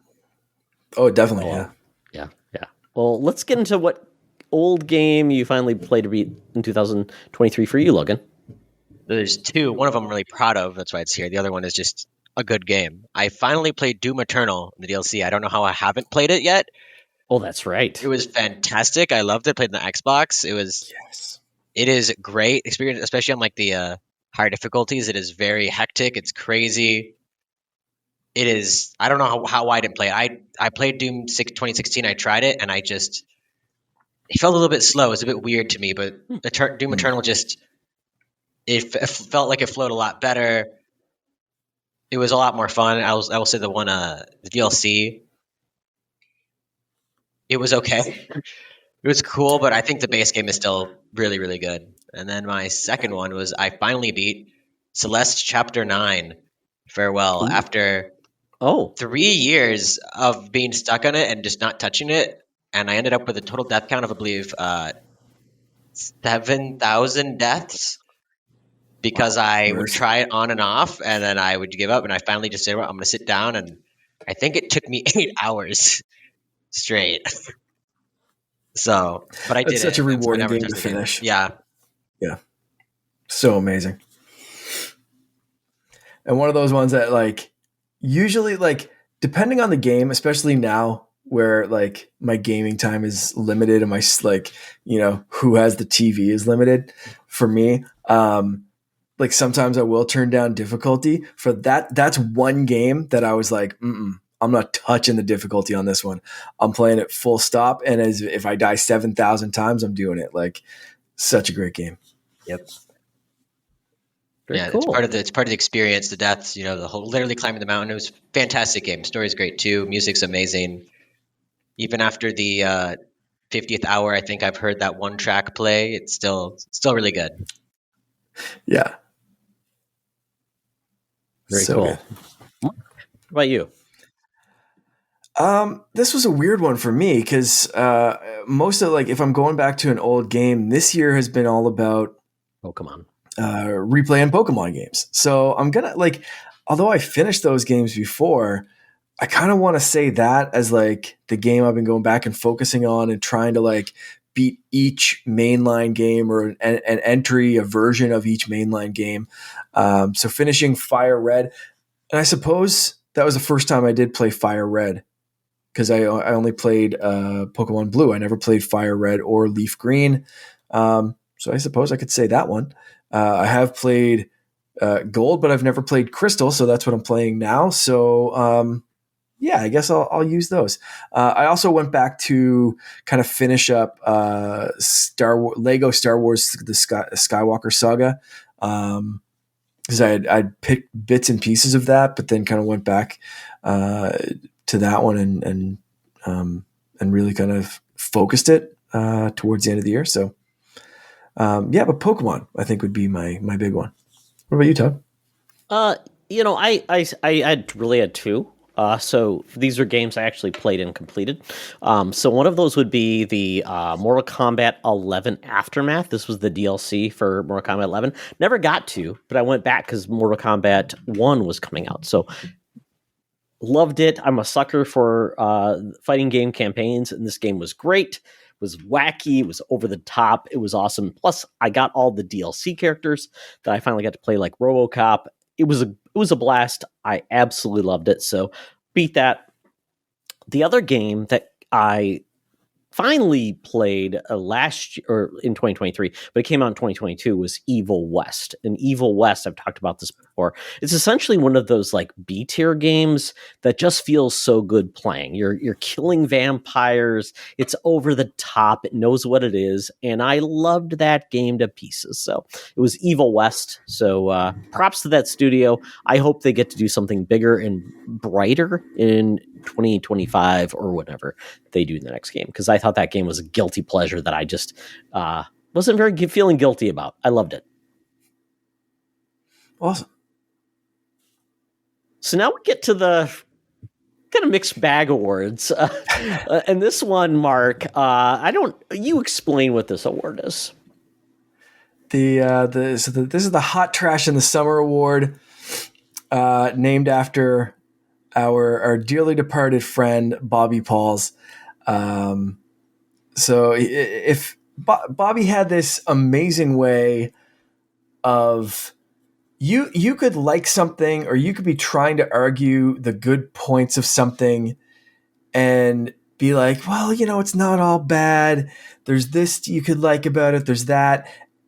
And with one dismissive little sentence, he'd shut down any argument, and that'd be pretty much it. And usually that argument was, no, it's hot trash in the summer. And you can't really come back from that. That's it. If it was hot trash in the summer, argument's done, you're moving on. That game's just hot trash in the summer. So this one is named after, and it's weird to name something disappointing or whatever, but to me, that was just such a Bobby thing of just right? It was, he could just shut down whatever. And I'd always try anytime Bobby and I get together, be like, oh, Nintendo's showing off this thing. It looks okay. It's maybe this person will Kirby like it. game. Kirby game is going to be a high. Right. Yeah. I'd be trash in the summer. No, shit, I'm shut down. So Bobby, we love you, miss you. And, I'm sure you're looking down and saying God, shut the hell up. Keep it moving. Yeah, keep it moving. That's hot trash in the summer. Exactly. So here we go. This is the hot trash in the summer awards. What do we have from our listeners here? Sean Nias wrote one for this one, right? Oh yeah. So Sean is he's our Microsoft critic at the moment, which is just sad. He says Microsoft owns studios' inability to launch games at the level of Sony. Makes me sad because I even took Sean to that Microsoft game event at a theater. We went together, and I think he was so excited and hyped for Starfield. He even bought the watch edition. And it didn't pay off for him. Yeah, and then Henry, Sean's son, said Starfield. Wow. Yep. Hardcore. You can't really. I mean, you can't argue too much. We also got the Winter Gamer, Hellboy, hot trash in the summer. That hurts my heart. Okay. I love Hellboy. I was excited about that game, but I've heard it's got problems.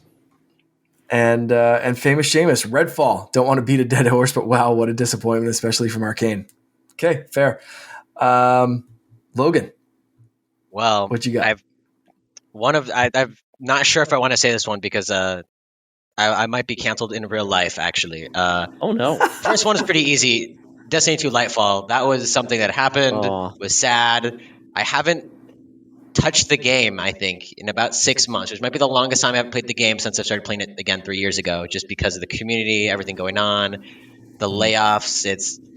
I don't really want to touch the game. There's a delay on the DLC. I'm probably just going to play it when the DLC comes out and then just let it finally die off after hundreds of hours. It's sad, but I had a lot of fun playing it, so I'm not too sad. And then there's my one hot take. Tears of the Kingdom. Okay. I've talked about you, Dad, before a couple times. Logan is my son, Mark, by the way. He is my son. I really love Breath of the Wild. And I do get but when you take 7 years to make a game, and the big reveal is there's a couple islands in the sky that are, half of them are literally copy pasted, and then the underground is the same as the top world, but we inverted all the settings for the terrain. It's really? After I played it, it did feel like more of the same. And at a certain point, it's always great to have more of a good thing, but you can always have too much sometimes. I was hoping for better Breath of the Wild, not more Breath of the Wild, I guess. And it really did just feel like more. I love the fusion idea, but I guess they didn't really improve the combat where I think they should have. It's still just button mash, dodge sometimes.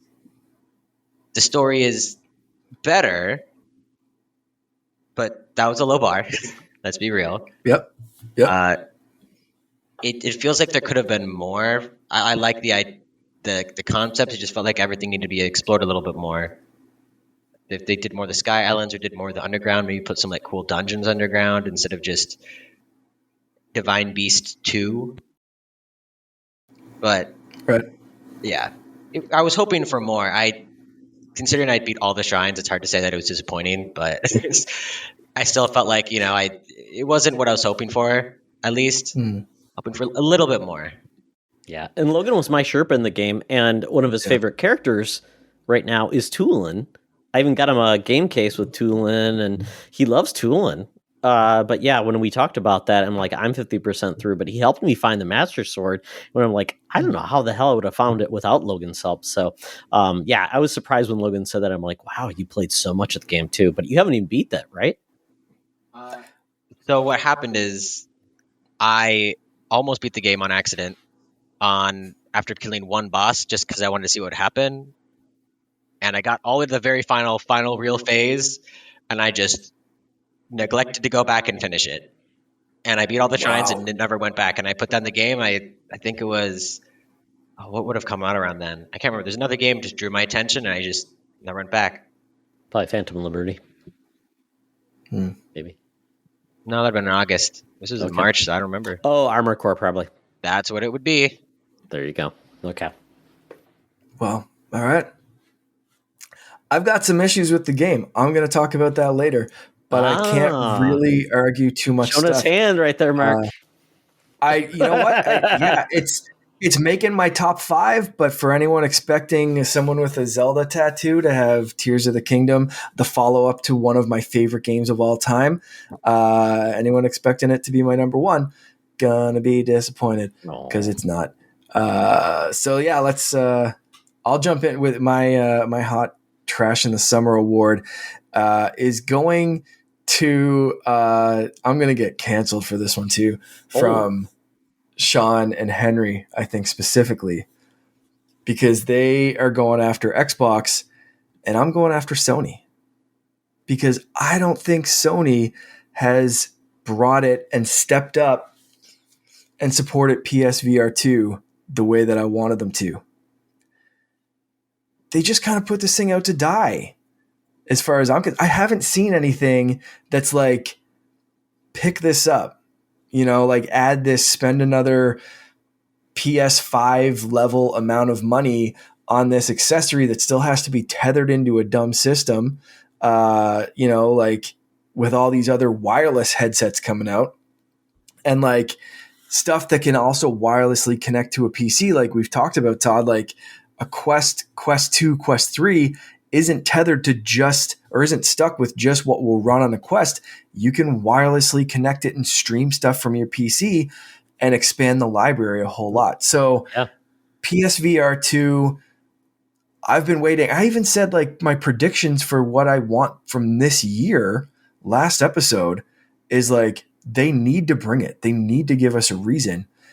I hoped, because I love VR, I want PSVR 2 to succeed because I think rising tide is going to raise all ships, and I want everything to succeed in VR. I want Apple's crazy expensive new Vision Pro to succeed, even though they're not saying that's a VR thing, but I still I want that to work. And I want the Quest, and I want all the competitors and stuff, and I want the PSVR to work as well. I haven't seen that from Sony. I'm thinking it's another accessory that they're just like, I don't know, here's a couple of things and whatever. It's not really selling, so we're going to get rid of it. So I hope that's not the case. I hope they bring it this year. But like Hot Trash in the Summer Award, everything that they've done with PSVR 2 up until this point. Well, the joke's on you, or maybe the joke's on Sean and Henry. They bought an Oculus 3. So there you go. Yeah. So that tells you something right there. And we'll talk about some of their gaming habits there. So yeah, I can't deny that. Yeah, it's very frustrating, and it does feel like something where PlayStation hardware versus the developers were not on the same page. Because we rarely hear about that, and we haven't heard any of we haven't heard of like a God of War VR. We haven't heard about like a big property coming to VR, except for Horizon, which we have. There's not even an Astrobot for PlayStation VR, which was a huge part of PlayStation VR 1. So that's a shame. Yeah. I really wish they really put their mouth or their money where their mouth was. And when it was first released, like it was like prettier versions of everything from the Quest 2, right? Like the Star Wars game and everything. Oh yeah. But then they released Quest 3, and it's like, here you go. It's wireless Same and it can do all this price, stuff. And it's like, yeah. Shoot, okay. Yeah, and I've talked to Logan. I'm like, I wish they had a trading program for a Quest 1, because I would definitely get a Quest 3 over a PlayStation VR, because I don't want to be tethered and I want to play with that tech, and I heard it's really cool. So it looks cool, but we'll see how it goes. I know I am less optimistic for VR. I've always said, like, I think that VR is still at this point like a gimmick. Bar maybe Half-Life Alyx, which I think might be the only real game that I would consider, like, worthy of requiring VR to really be a better experience. But a lot of games just have VR as an added little feature. Not a lot of games need it to be a successful game. Yeah, and I've played Half-Life Alyx on our Quest with PC Link, and it was still limiting, but it was still awesome. So I just want to do it wireless, and Steam now is integrated within Quest 3 now. I think even Quest 2 with Steam, so it works directly. So it's like they're fully going, like, we want to play, and then we have Game Pass coming to, or it's already on Quest now too. So it's like you just see the future there, and it's like, okay, makes total sense. So, well, I'm gonna get us back into gaming, hot trash in the summer, because it's really sad, but I have to say this: 2 games I said were most disappointing for me, and that's The Last Case of Benedict Fox. This came to Game Pass. I was really excited. This seemed like a Metroidvania I was going to love. It was kind of feeling like that. I don't even know the best way to put it. This is almost felt like a Cthulhu, that type of H.R. Lovecraft type of feel. Just a complete miss for some reason. I don't know what happened. I know they were upgrading the game, so maybe I'll go back to it. But at launch, it completely failed to me. It just did not work. So I wish that game luck, but it did not work and deliver what I was thought it would, because Xbox has been great of highlighting these smaller games that were great, and this game kind of just, like, nobody reviewed it. The reviews came out and they were not very kind. The other game is Forspoken. This is a Square Enix game, come to PlayStation exclusive. Totally missed the mark on the narrative. It was wrong. The combat didn't match. And I'm like, I know they've improved it, but wow, what a huge miss from Square Enix and Sony on a PlayStation 5, exclusive. Oh, what a huge miss. So let's move on. Maybe we'll get to something positive now. Most surprising game. But, quite honestly, you could put a twist on this, like, the monkey paw, to say surprisingly bad, or, oh, I was so excited for it and it didn't work out. So let's go to our group. I'll go to Brendan Myers. God of War Ragnarok Valhalla. And spoiler, that was mine too. The fact that we got a free upgrade to God of War. It added a roguelike element, but it added story content as well. I played it. It was amazing. I'm not good at, like, high-end combat games, but I loved it, and I thought it was awesome. This would work perfect for Logan, because we both shared God of War 20 Ragnarok. He loved it too. I think he would be up right up his alley with high-end combat with story. But that is mine as well. And yeah, Brennan, you're perfect. This is exactly what I'm talking about. Adding value to old games and doing something cool for free is awesome. For sure. Famous Seamus, Exoprimal. I thought this game would suck, but I was pleasantly surprised by how fun the game is. He has some more to say. He'd be shocked if Capcom let the game last longer than 2 years, given the state of live service games and all that kind of stuff. But Exoprimal. Pleasant surprise. It's dumb fun. That is like the Todd version of things, where it's like, it's not great, but it's a goofy shooting dinosaurs that are like mechanic and they launch from the sky. Yeah. Logan? Okay. I found a Hi-Fi Rush out of nowhere. So if you don't know what that is, that is an amazing game. If you don't know what that is, it's a beat 'em up rhythm game of all things. It's beat 'em up, but everything lands on beats. Every time you hit, it's on a beat. Every time an enemy attacks, it's on beat. It is bursting with charm. It is so well crafted, just out of nowhere. The animation is amazing. The way they switch from 2D to 3D. all the characters have such, emotion. It's not that long, but it is a really great experience. The voice acting is fantastic. It's incredibly tight. I believe it was made by a Japanese studio. Tokyo Gameworks, that Tango Gameworks, who is a Xbox studio that is from Japan, and they have some American devs too, but they're primarily a horror studio, which makes it even crazier. Yeah, just no fanfare, just out of nowhere, just dropped, and I loved it. It's one of my favorite games of this year. I didn't know you played that. I did. Oh, sneaky child. That was a super fun game. That was really, really unique, and just tons of personality and charm. I've heard they're taking that to different systems. Like there are rumors that it's going to land on Nintendo consoles, maybe PlayStation, wherever. But more people to play that, I think, the better, because it's super charming. Absolutely. Great pick. Mine is like the surprise, because it wasn't a surprise, but it was a surprise. Super Mario RPG. Like, people have been asking for that for 20 years, and Nintendo's always just been like, what do you mean Super Mario RPG? That game doesn't exist. We'll throw it on a retro console, and that's pretty much it. Like, don't worry about it. You want Geno in Smash Brothers? Who's Geno? We don't know. Don't worry about it. Stop asking. Right? Like, so, and then they're just like, hey, guess what? We just remade this game, and here it is, and it's great, and it looks awesome. Like, what the hell, guys? Like, we've been asked why, and just suddenly, I don't know. I'm not complaining. I loved it. It's great. It was a surprise and a pleasant one, and that's crazy. Perfect. Love it. Oh my goodness. So great year for games. Love that. Hi-Fi Rush was obviously a big surprise. Shadow Drop out of the blue, and good game. So very cool. And I would say just a bonus, and this is not a game I loved, but I loved that they did it, was F-Zero 99. That was a huge surprise. The fact that they built on the 99 franchise with F-Zero, which is a franchise people want to come back. But I think the 99 franchise from Nintendo, I hope people don't look past it as a big innovation on Switch, especially Nintendo Online, because without the 99 series on Switch Online would feel like a very sad and lonely place, to be honest. Yeah. So good job. Race some cars. Get on top. I want to hear if somebody won. I have never won. I'm horrible.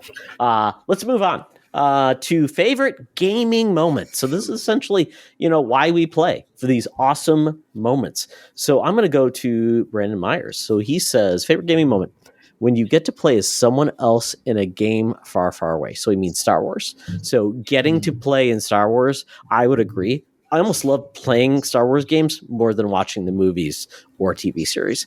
I agree. It's awesome to feel like you're a Jedi, you're a rogue, whatever. It's awesome. So thank you, Brandon. I agree. And keep being awesome. And may the Force be with you. We did miss the biggest surprise from Sean, which is that's right. The Fortnite update. Just amazing, from Lego, racing, all that kind of stuff. So I need to give a shout out to that one before we move on. So then, favorite moment from Famous Seamus, Invaders Must Die fight. Speaking of Hi-Fi Rush, here we go. To those that don't know, the song that was used in one of the trailers for Scott Pilgrim vs. the World. It's a song he's always wanted to see used in a fight scene. And he said, yes, those memes about people on the autism spectrum imagining mind-blowing fight scenes in their head while they're listening to music is true. All right.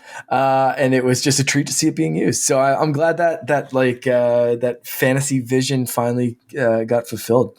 Famous Seamus. That's a pretty great. That's awesome. Yeah. Excellent. Thank you for including those, Mark. Favorite gaming moment.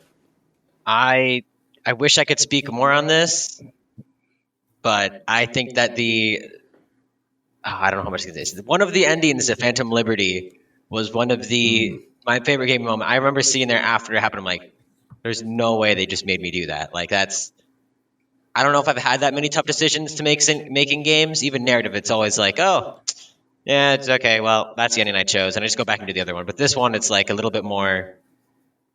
They build it up so perfectly through the DLC. They really characterize everyone, and that when they finally force you to make a decision, you're not expecting it. You're right at the end, and all of a sudden you're like, boom.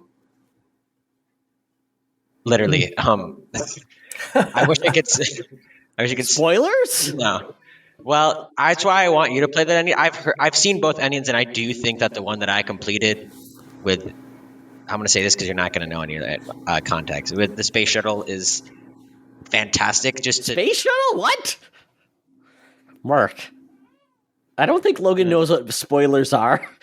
It's a place. All the endings go there. But it's just the way they built the characters is so amazing. It makes those moments in the story so much more dramatic. I don't think the base game really has that level of like drama. Like you care about the characters, but at the end of the day, it's your story. So to have it where you're having to decide between different people and you like your characters in both sides, it's a lot harder to make that decision. And it is really dramatic. They make sure that it is. The music's swelling. They make sure it's raining. They do all the best of everything they can. It's weird because I do think that ending is a lot better than the base game ending. Cool. Very cool. Yeah, Logan is feeding me hints and tips on what I should do in advance of it, but being very vague, so he doesn't ruin it. So he's a good kid. So Mark. Nice. Yep. Already kind of alluded to mine, so I won't go too much more into it, but just playing games with Finn, seeing his development, and this year he's picked up a lot, but even last year, playing like it's a Gigantosaurus racing and stuff like that I've talked about on the show. Just little things that he could play, the outright games kind of stuff that he's been able to play, Paw Patrol World, like just that kind of stuff. And like, seeing him interested in gaming, and now to see how that's carried over to 2024, it's awesome. But those seeds were definitely planted in 23. So that was like my favorite little bit of him. Like, oh yeah, if I press this button, rubble jumps, or if I do this, it's like, I can race the cart, or like the cart will kind of race itself, whatever. So like those kind of things, that was like my favorite stuff of last year. Oh wow, we're getting to sappy dad territory, Mark. Yeah, I'm the same boat.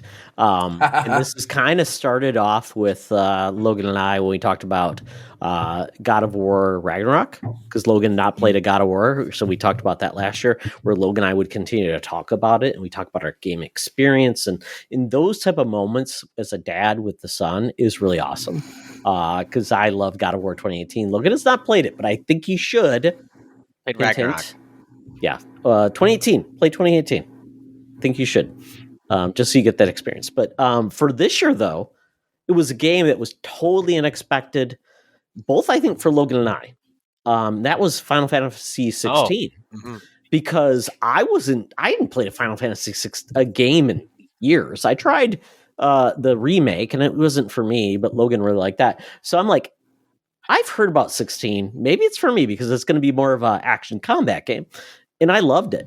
And then I started playing it. Logan saw me, and I think he heard the story. He's like, and he perked up. And then he started playing it. And I'm like, wait, you can't go beyond what I'm doing. And if you do it, I want to have headphones on so I don't get spoiled. And we would go back and forth talking about it, our decisions and what we liked about the game. And it was an amazing experience to share that with someone you love and talk about it. And we're always in the house, so it's something to talk about.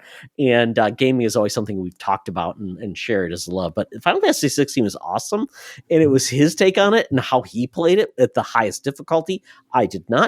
But we talked about our takes on the game, and it just really added to my experience in the game. And Mark, obviously, as Finn get older, you'll have more of those experiences, and it definitely adds to your enjoyment of games. And he'll disappoint you a couple of times saying, Dad, I don't like that game you love, and he like stab you in the heart, or like, Dad, you're not good at games. You suck. I'm great. Okay, I didn't say that. Well, no, he doesn't. He's pretty good about it. But he's like, why are you having a problem with that, Dad? I'm like, I'm not going to admit my weakness. So Mark, remember that when you're a little bit older and weaker and not as good. But it was absolutely a high of my life is just to share that with my son, and he's right here. So, awesome. Yeah. High five. Wait, hold on. You're over here. Oh, there we go. Nice. It's like we're in the same room or something. Yeah. So there we go. Favorite with game the backgrounds, you kind of forget, and then you just like you see this little exactly flash, 3 feet over behind me, awesome. and you see him in my background, vice versa. Maybe who knows? We're professional gaming. I say with my unsheep background. So here we go into the meat of the show. This is our top 5 games in honorable mention. And the way this is going to work is Mark and I have to decide what our co-op mode game of the year is. We call it the Heart of Hearts. And we may have to dig deep in our lists to find one we share. So, Logan, sorry you'll not be involved in this because, quite honestly, I don't know if you play any of the same games. That there's just no like Venn diagram that would probably cross between the 3 of us. So we got to eliminate that variable, but that's okay. We might get there. Who knows? We'll find out. He now. might be the tie-breaking, the deciding factor. Who knows? We'll see how this plays out. I have a list of like 38 games I played this year, so I can go deep. I was not that prepared. We're going to make this up as we go. That's okay. Thank you to all of my game sources. So let's start here. We're going to start with basically round robin with the honorable mention. So we'll start with Brandon Myers. Honorable mention, he gave us 4, which is great. He said Fist, Forged in Shadow Tech, a great Metroidvania game. Play that game if you can. It's an older game, but it's awesome. Starfield, obviously NHL 24, and Metroid Prime Remastered that came out at the beginning of the year. Great picks, Brandon. We've got I'm just trying to find if there's any others, but Famous Seamus, honorable mentions. Persona 5 Tactica is the only one. He said it's a game that feels more like Mario Rabbids than XCOM, and an enjoyable story, and seeing the Phantom Thieves again and new characters was great. So a good honorable mention there. Logan. It goes to all of the dumb rhythm games I've put way too many hours into. Clone Hero. Hold on. Let me see if I can reach this. Yeah, Clone Hero is basically Guitar Hero. I bought this. This is this was $80 just so I could hardwire this Wii Les Paul guitar plus a weird USB connector. Yep. This is actually the second one because the other one was bad. And then a Dance of Fire and Ice, which is I just recently started playing to procrastinate for doing homework. So, and he's now old, so he gets carpal tunnel syndrome because of it. Yep, it was fun. Right? Yeah, that's how it works. Yeah. Great honorable mentions. I like that. Really, and I did something kind of similar with mine. I did shout out Fortnite's new modes. Because of the music modes, the jam mode, the Lego and racing, it's just crazy. But it's still Fortnite, so I didn't feel like putting it in my top 5. I also threw GoldenEye in there because that was such a weird surprise of like a game we're never getting. And then was it like January? Yeah, January, right? Last year, Blue came out. First thing, Xbox, right? Like just out of the blue, Switch. Everybody's involved except for PlayStation. Neither version was perfect, but they were both a great surprise and a really cool thing. But like, I didn't want to give that like a game of the year kind of thing. And then for like an actual honorable mention, because I wanted something solid in here too, I did TMNT Shredder's Revenge because I thought that was great. Pick. I forgot that came out this year. Oh my God. Crazy year. Yeah. Oh my goodness. Great year. For me, I have a tie. I said Jedi Survivor and Phantom Liberty. Fantastic games. I beat Jedi Survivor. I haven't beat Phantom Liberty, so maybe that's a cheat. But because of my PC woes, my save, things like that, I loved it. But I ended up going to the game out of the blue. I didn't intend to start the game, and I asked Logan, I'm like, should I play it? And he goes, like, sure, go have fun. But and I love it. So both those games are phenomenal, and because it's such a great year in games, that's the problem. But so these are my both honorable mentions. So if you need to dig into the honorable mentions to get to a game of the year, I'm perfectly fine with that. But those are great games. I loved both of them. Awesome. Number 5. Let's jump in. Let's go. So Winter Gamer. He says most likely in order. So I don't know if it's the bottom or the top. Maybe it's the bottom. I don't know. These are in order. I'll just start with Diablo 4, even though I didn't play as much as I would like because you can't pause. Right. Oh, online gaming. You suck. Let us pause. For Famous Shameless, we have Penny Larceny, gig economy supervillain. Yeah. Logan. Okay. Make up that own description in your head if you would like. Like, was that a confession or? Nobody knows. Okay, so my number 5 is The Lies of P, weird Bloodborne X. I don't know, some Pinocchio, Souls-like game. Yep. Fantastic, great game. Great way to remove all the dumb parts from Souls-like games. Really fun. I watched him play. Sweet. He was amazing, Mark. It was cool to watch him play. Nice. I already mentioned this one as the most surprising game. I loved it. Number 5 for me is Super Mario RPG. Good pick. Good pick. Great remake and bring you up to speed. Yep.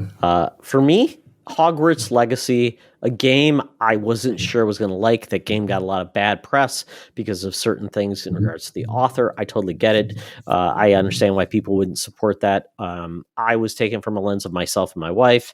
We both love the franchise and know how much joy it brought us. And we want to support the people that might be on that team that do support a LGBTQ plus lifestyle. And that was the fact that the game even supports people doing some things that would support that. I loved it. I beat that game. I loved it. I know so many people are finding that joy in that game. It's wonderful, and I can't wait to see what they do next. But I would love to see this be a sign of giving a middle finger to horrible creators and letting the people that love the franchise have fun in that world and not let them ruin it. That was my wife's game of the year too. Yeah, she made my hours in look just like I was a rookie. She made everyone's hours look like they were a rookie. That's she put a ton into that one. Absolutely. So number 4, let's see, going back. Oh, and Sean, number 5. So he didn't put his in order either. Looking at this list, I'm going to say probably NFL Pro Era 2, which I did play at Sean's house. I actually have a video. Sean took a video of me stubbing my toe as I ran playing the game. It was ridiculous. It's a hell of a great way to play football in VR. So yes, I look like an idiot, but we had a fun time. And then Henry, I'm going to say Avatar, the new game from Ubisoft. It's a cool game. It wasn't for me, but I could definitely see it being the Far Cry game in the Avatar lens. So very, very cool. So number 4, we get back to Brendan Myers. We're going to say Legend of Zelda Tears of the Kingdom. Good job. We've heard Logan's take on it. Glad you liked it. Yep. There we go. Yep. You want to grab Sean's too? Yeah, Sean, I will say Horizon Zero. I can't remember the name of the game. It's Horizon Zero Dawn in VR. I played it at Sean's house as well. It's phenomenal. It's really cool. And the fact that you're climbing, you're looking at these vistas, it's beautiful. Probably one of the most beautiful games of VR I ever played. So I totally get where Sean's going with Horizon on VR too. And Henry, then Henry, yeah, great. That's surprising. They love VR in that household. They had PlayStation 1. They had that. Now they have Quest. And it is the Forbidden West. That is the name. Forbidden West. And Logan, we'll go over there eventually and you'll get to try it out too. Famous Seamus, Little Goody Two Shoes, a horror narrative adventure about Elise, a young maid in a rural town in medieval times who tries to complete a deal from someone who may or may not be Satan. Sounds interesting. Oh my goodness! Dig deep, folks. Get your Google safe search on, and then look up that game. That's it. Logan, what do you have in this spot? Cyberpunk 2077 2.0 specifically. So that's the DLC as well. I mean, we already talked about it. It's fantastic. They managed to make the game run marginally better. Still a lot of bugs, but I think it's part of the charm. And the story is great. The game's more balanced. It's a lot of fun. Yep. For me in this spot, I said I was going to come down on this game lower than people probably expected from me. This is where I put Zelda Tears of the Kingdom as my number 4. I love Breath of the Wild. I love this game. It was great. But like for me, the issue, and I talked about it already on this, so I'm not going to like go into it too much, but like playing this after playing Jedi Survivor, I think really hurt this game for me, because Jedi Survivor just picked up the story. You still had some powers. You elevated everything from the first game. You didn't have to start over again. You didn't feel like you were taking 6 steps back before you could take 1 step forward. It just continued and made everything better. And then I jumped into this game, to Tears of the Kingdom, and it was like, why am I starting from scratch again? Why am I basically just like an infant, stumbling around in the grass? Like, what? Why do I have to do this all again when I put 200 hours into Breath of the Wild? And this is a direct continuation. And I just felt like it was such a slog to get started. Once it did, it was great. But like for me, the enjoyment was a little bit sapped out of it. So it ended up number 4. Yeah, it's kind of frustrating though that you feel like I have to do the shrines even if I don't enjoy them because I need to get more stamina or this. And I hate that it feels punishing rather than an alternate because I enjoy doing that thing. And for me, the shrines are not enjoyable, so it's like more busy work, and that's a challenge. I think the biggest issue is that the fun new mechanics. Logan, are you muted? There you go. I think the problem is a lot of the cool and fun mechanics, that all the building stuff, all the cool rocket things you can do, unfortunately just aren't more effective than just hitting something with a stick than a pointy rock at the end. And that's kind of the issue. The best way to play the game is to not engage with any new stuff. And at that point, you're just playing Breath of the Wild again. Yeah. I did like the fusion aspect because I think it took away the argument of weapon degradation. So I think that was a big positive. And it did make a lot of positives, but yeah, it was just not. After Breath of the Wild, it's very hard to say like, okay, convince me this is going to rule my world again. So totally get it. Yeah. For me, Resident Evil 4 Remake. I mean, I don't know what else to say. I love Resident Evil 4. That was the reason why I bought a GameCube. And the fact that Resident Evil is now because probably one of my favorite franchises of all time. They've done a great job of remaking games and then using new, the first-person perspective on that franchise. I love it. And they added the Separate Ways DLC, which I never played before, and they made it fantastic. So I don't know what else to say, but I couldn't stop playing that game, and they've updated the combat so well that I think it's amazing. And I know it's a remake, so I don't know if that counts or not, but for me, it did. It counts if you say it counts. Yeah, cool. You guys mind if I take a potty break really quick? Because I'm going to pee my pants. If I don't, I'll be back in a second. Yeah, that's definitely preferable. Number 3. Let's start there. Oh, my goodness. This is going to get hard.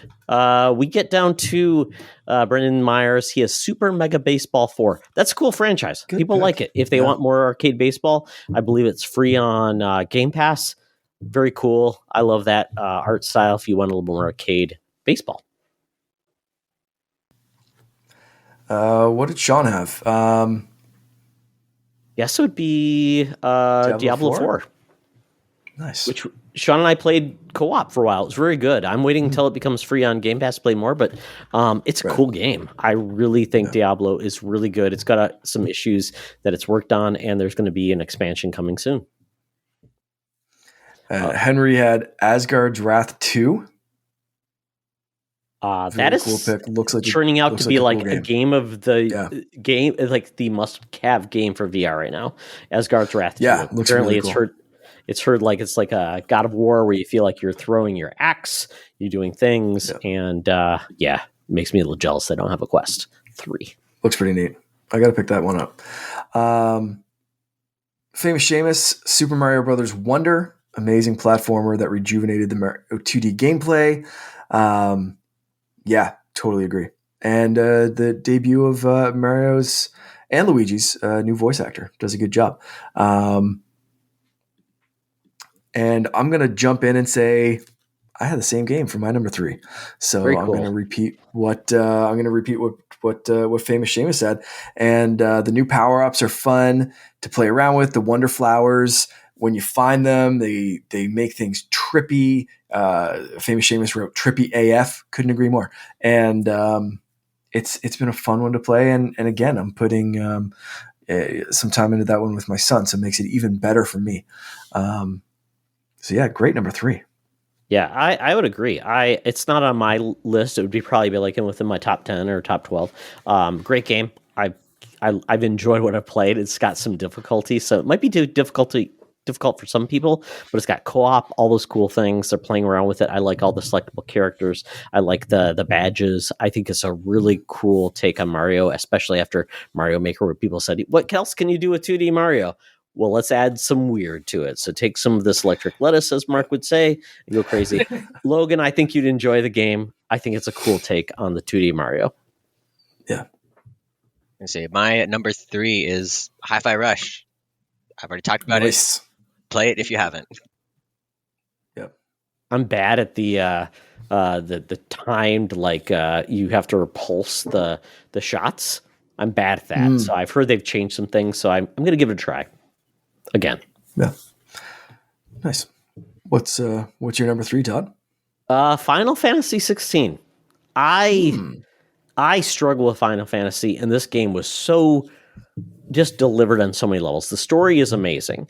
I like the combat quite a bit, and it was really the combat, I would say, for some people was a miss because this was not really an RPG by any means. It was an action combat game. The guy from Devil May Cry came in to help this game, so it's an action combat game. There are some minimal RPG elements, but I loved it. I love the combat. It was compelling. Some of the voice actors are amazing. Clive, Ben Starr is amazing. I love Sid, though. Sid was my favorite voice actor. He was amazing. Gone Too Soon, a voice actor from Game of Thrones, was amazing. I just loved the icon battles between like the Ifrit and all of the different characters you played as, and it was fun. And the game ends on a note that I was not expecting, especially when you think of like they want to continue the franchise. I'm like, I don't know what they're going to do next to continue this, but it was heartbreaking and enjoyable, and I really loved it. And it took me out of my place thinking about JRPGs on what they can do from a storytelling lens, because I have in my mindset like, oh, it's going to be people that are over the top, weird voices, inappropriate dialogue for like things I would have expected. But I think they really managed to really come forward from a Western perspective, and I really liked it. It definitely feels like the Game of Thrones of Final Fantasy. So it was my number 3. I already talked about I shared it with Logan, so it's definitely was amazing to me because it was a game that was not on my radar at all. Cool. To save time, I will say this is also on my list somewhere, and I'm going to talk about it now because it's not number 1. But I will say one thing that I would change with the game is that there is 2 difficulties, and it's story mode and not story mode. So that means that it's very hard to have a challenge in the combat sometimes. I think, Dad, you said you died like 2 times the entire game. Yeah, I didn't die much, which is amazing because I'm pretty good at dying. Yeah, and I ended up trying to fight all the notorious marks, like 10 levels under, but then I would be over-leveled after killing them, so I ended up resorting to taking off all the armor and using none of the healing items for a challenge, which was an interesting way to make the game harder, but I wish if there's just a couple difficulty options. It's the only thing I would change with the game. Besides that, it is very, very good in almost all aspects. And there's DLC coming to the game, but unfortunately it's going back in the past versus moving forward. So that would be frustrating for a lot of folks. So like, oh, I want to see what's next. So it was an ambiguous ending. So it's up to you to decide kind of what happened. Yeah. Absolutely. Interesting. Okay, so we're number 2. Oh my goodness, we're getting down there, folks. So we go with Brendan Myers, God of War Ragnarok Valhalla. Oh my goodness, great Nice. pick. Great pick. Yeah. Let's see. I can take Sean, and then you can do Henry and Famous Seamus. We get to Super Mario Wonder with Sean, which is surprising because he's not been the biggest Nintendo fan for a long time. But I remember when we played Wii in his house, and he loved it, and we played Smash Bros. So great pick. Might be some family dynamic father-son stuff going on here because Henry's number 2 is Super Mario Wonder as well. So maybe they played it together, had a good time, and that put it up there for them. For Famous Seamus, we've got Spider-Man 2. Amazing game with a great story, performed by an astonishing voice cast. And what more can you say? That the ultimate Spider-Man game. Pretty good. Logan. 2's Final Fantasy 16. Very, very great. Already said it. There's nothing more fun than fighting a boss for 40 minutes. Not because it's hard, but because there's that many phases and it's just way over the top. I didn't think that my PS5 could do that, so. Awesome. Mark? Mine is admittedly a bit, I'll say like controversial. I just put it in the number 2 spot just to be a little different. You could really swap this one with Super Mario Wonder, and probably in the long run, Super Mario Wonder will be one of my more favorite games and would replace this one like long term. But I'm going to give the number 2 spot to Pikmin 4 this year because it's surprised. I was expecting that to be your number 1. No. So you can probably guess what my number 1 is by now. But Pikmin 4 absolutely just captivated me. I couldn't put it down. I was thinking about it when I wasn't playing it. And I just needed to finish this game. I needed to keep playing after I thought, the story was done and all that kind of stuff. Just absolutely just enthralled with Pikmin 4. I thought they just nailed that cycle, nailed the story, and made things interesting. 4 games in with that day-night crash land on a planet and find some stuff kind of formula, and I loved every second of it. So yeah, Pikmin 4. Like I said, I think I could probably put this in my number 3 spot and swap Super Mario Wonder up there, but for right now, I'm going to Pikmin 4 for my number 2. I thought it was great. Very cool. I so want to try the demo because I've heard so many people love it, and I'm like, Great I stuff. want to love Pikmin, and I should try it. I definitely want to try it. Very, very cool. Yeah. Cool. My number 2 is Spider-Man 2, so I'm agreeing with Famous Seamus. Loved it. I have been a huge fan of the Sony PlayStation Spider-Man games, and I love their take on Spider-Man. It's probably my favorite narrative outside of the comics take on Spider-Man. Love it. I think it's amazing. The gameplay and the narrative match, and the fact that they brought in Miles Morales along the way, and the way this game ends. Mark, I would say you need to get a PlayStation 5 eventually because this is the game that's worth it. Also the others, but I think this is the game to bring you in, and I love it the way they deal with Miles Morales. I think this is the best take on Venom I've ever seen, even within the comics. I love it. And I cannot wait to see what they do next. I know Sony is a problematic platform to love at times, but I love their games. And so I might steal my brother's PS5 if I don't get one myself. Like, sharing is caring. He just bought a new TV, so I was over there a couple weeks ago, and it's phenomenal. Hey, play how you can, so man. Good. Yeah, I don't besmirch you, man. Share if you need to. That's it. Go to town. Yeah. Sure. Very cool. All right. We get to number 1. Oh my goodness, we're here, gentlemen. We are at the final countdown. So we get back to Brendan Myers. So this might be a precursor to where we're at. Star Wars Jedi Survivor Jedi. Mark, I'm probably gonna kill your brain. Fired. Jedi Survivor, not Jedi. There There we go. Jedi Jedi Survivor. Great game. There we go. Then I'll get to Sean. Jedi Survivor. I'll let you take the rest. Yep. Yeah, we're gonna see a little string here. Henry, Jedi Survivor. Yep. Famous Seamus mixing things up with Hi-Fi Rush. Love it. We've said enough about Hi-Fi Rush that I love it. But Famous Seamus added something here. Even if you're not good at rhythm games, this game is still fun AF. Oh, yeah. Yes, absolutely. I'm horrible at it, and I loved it. I'm just not very good at it and haven't played enough because I keep losing. Yeah. Would probably should have made my honorable mentions. I love that game. I kind of forgot it came out this year, to be honest. But such a great game. While you guys were talking about it, I just remembered playing through it, and it's yeah. Why is that not in my conversation right now? Should have been, but would probably be in my top 10. I would definitely is in my top 10. Yeah. But anyway, there we go. Logan. We haven't mentioned this game at all yet today. Armored Core 6. Boom. I don't know. All right. I don't know what else can be said about giant robots with laser swords and rocket launchers fighting each other at Mach 1 at all times. It is. I did the full 3 playthroughs to get the true ending. I grinded out every single mission to get. I actually platinumed that game on Xbox. I got max rank in every game. I mean, it's just dumb fun. There's nothing cooler than dodging hundreds of missiles while you dual wield shotguns and laser cannons on your back and fight a giant army of robots. It's just over the top. It's fantastic. The story is interesting.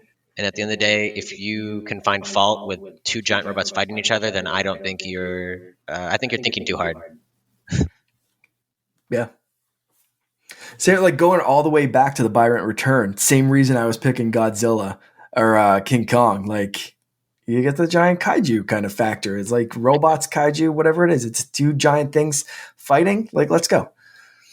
I played a little bit of that game, and it's amazing. I'm just bad at it. So I couldn't get past the first level, and Logan's doing it. I'm like, oh, dude. And I watched him play, and he is amazing at it. And he was telling me, Dad, this is this part. I'm like, wow, you're amazing. Yeah. And it's great to watch a good player play.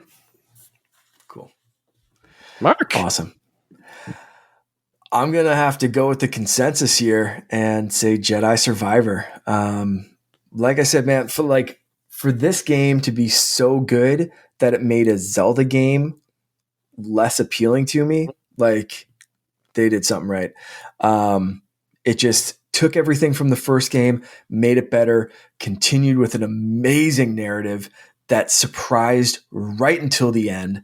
You think the game's kind of over, and then another twist happens. You think one person's the bad guy, and it goes this way. Just everything I wanted from a Star Wars story, from an adventure game, from a kind of Metroidvania thing, Jedi powers, just every single aspect of this game was just better than the last and better than pretty much anything else I played this year. So Jedi Survivor, Cal Kestis. Let's go. They subverted so many things with how you can do this effectively without reducing your player initiative and what you accomplished before. I love that. I love the supporting cast so much. And is it Marin? Yeah. One of my favorite new characters in Star Wars. Amazing. She needs to come back. She's amazing. I love the fact that I think Star Wars gaming is amazing. It's my favorite aspect of Star Wars these days. I love it. And they make great stories. You're playing those little characters, and Marin is amazing. And I hope if the Disney overlords are paying attention, we need an animated series based on these characters. Why not? Yeah. We need something. Yeah. I mean, they made them look like the actors. Yes. Forget animated series, real series. Sure. Put them in things. Whatever's cheapest, Mark. Whatever makes them easiest to do. I don't care. Why? I want to see them more. Why have them look like they're actual actors if you're not going to just use them for something else? I don't care if they green screens are expensive. Put them in stuff. They're great. And they're great. They're great together. You see, they just just do it. Just put them in stuff. Yeah. And quite honestly, they gave you more to do in that game than you could ever do if you wanted. Like you could manage your like bar, you could do this, you could take on the bounty hunter things. I think they understood like how you add value to a game, make me come back and do cool things. And I think they just nailed it. To your point, like the bounty hunter thing, completely optional. You can finish that whole game, never do the bounty hunter thing, and you miss a cool cameo. But like they have like fan servicey cameo stuff in there that you can completely miss and still enjoy the hell out of this game, and then come back and put another 10 hours in or something and just be like, oh shit, almost missed that. Like, so good. Totally agree. Totally agree. Yeah. Like I said, a different year that would have been in my top 5. It's in my honorable mentions, so I think that will play out in our heart of hearts at this point because I'm going to guess nobody else has played my number 1, and that would be Alan Wake 2. I don't know what else I need to say about this game that nobody else has. I love the first Alan Wake. Didn't love was American Nightmare, the spinoff. I love Control. I've loved Quantum Break despite its issues. I even Max Payne. I go back. I love Remedy, and they're just a wacky Norwegians, or I think Scandinavian, Norwegian. I don't know. They're a weird studio, and Sam Lake is awesome. And one of my top moments, if you watch the Game Awards, just watch the Alan Wake song, and you'll understand how weird this game is and how much it is awesome. This game has one of my favorite musical moments of my life. I discovered the Old Gods of Asgard band because of this. It's amazing. This feels like Twin Peaks. This feels like X-Files. So many things. They improved the combat. They gave us a new character with Saga and Alan. And the great thing about this game is you're going forward, you can play it out of order. You could just play Saga's elements and then go to Alan Wake. You could play them back and forth, which I think is so intuitive as a game developer that you can still do that and it still makes sense. It's amazing. Difficulty, I trudged through to play it in at the highest difficulty, despite my intent to play it easily, and I enjoyed it. It made me progress to that game and just love it even more. Yes, I know some people have some problems with the end of the game because it's a little vague, but I'm like, that's the whole point of Alan Wake. It's not supposed to be like you feel like you're satisfied, like Control. You feel like it's a little vague, a little odd, and it's buyer. It's your mileage may vary and where it ends. And I can't wait to see what they do next. Control. They said this is part of the Alan Wake universe as well. They incorporated Control elements to this game. I love it. I just want more people to play it, but it's not for a lot of people. Horror games are not for everyone. It's kind of grotesque. There's a little bit of gross nudity too. Sorry, folks. You may not enjoy that. But just at least watch the Game Awards musical element. And it's two of my favorite game parts of the year were those musical elements involving gameplay. Blew me away. Cool. Alan Wake 2. Yeah. Awesome. Yes. So I love the varied choices. Oh, it's great. This is why I love doing it. Your perspective, Logan's perspective. Logan did not play. Did you play any of the same games, Logan? Final Fantasy 16. Mark didn't play that. Yeah, that and Cyberpunk, I think, are like the two same games that me and you have even just played. So, okay. I actually haven't played that much this year, to be honest. I've played. Okay. 85 hours of Terraria is a lot, or 500 hours of Terraria. Oh, true. Played. Okay, yeah, well, I haven't been that busy, but... yeah, exactly. So, Mark, I think we have to look at our solid games. I think at that point, my honorable mention was Jedi, I think, is the highest. Yep. Jedi Survivor. Yeah. So your honorable mentions, I think that would be it. And if we're throwing community stuff in there, we've got several mentions of Jedi Survivor. It's in your honorable mentions and it's my number 1. I think that would be our Heart of Hearts award. Again, going out to Bobby Pauls, who would always say Heart of Hearts when he felt something. Yeah. Just to be true. Yeah. So I think we're feeling it. I think the Heart of Hearts award. Todd, you want to announce it officially? Jedi Survivor. Congratulations, Lucasfilm, Respawn. You earn our love. Logan, you got to play the game. It's awesome. I think you'll enjoy it. So congratulations to all the developers that made our lives better this year. Thank you so much. Everybody that talked about the games that they love that made us play those games. We appreciate everyone and their perspectives on the world of games. Yeah. Wow. It's late. Mark needs to recover. He's got COVID and he's going to be better. He's going to come back stronger in 2 weeks. Logan needs to go to school. I need to get up for work. So we're going to end it there. So with that, Logan, thank you so much. I don't know if you can tell people where you're at, but thank you for joining us. Anything you want to tell the listeners before you leave? Play Hi-Fi Rush. Yes. Love it. Absolutely. Mark, where can people find you? So I just did something kind of different, actually. I broke up my Instagram and TikTok accounts. So I have 2 now.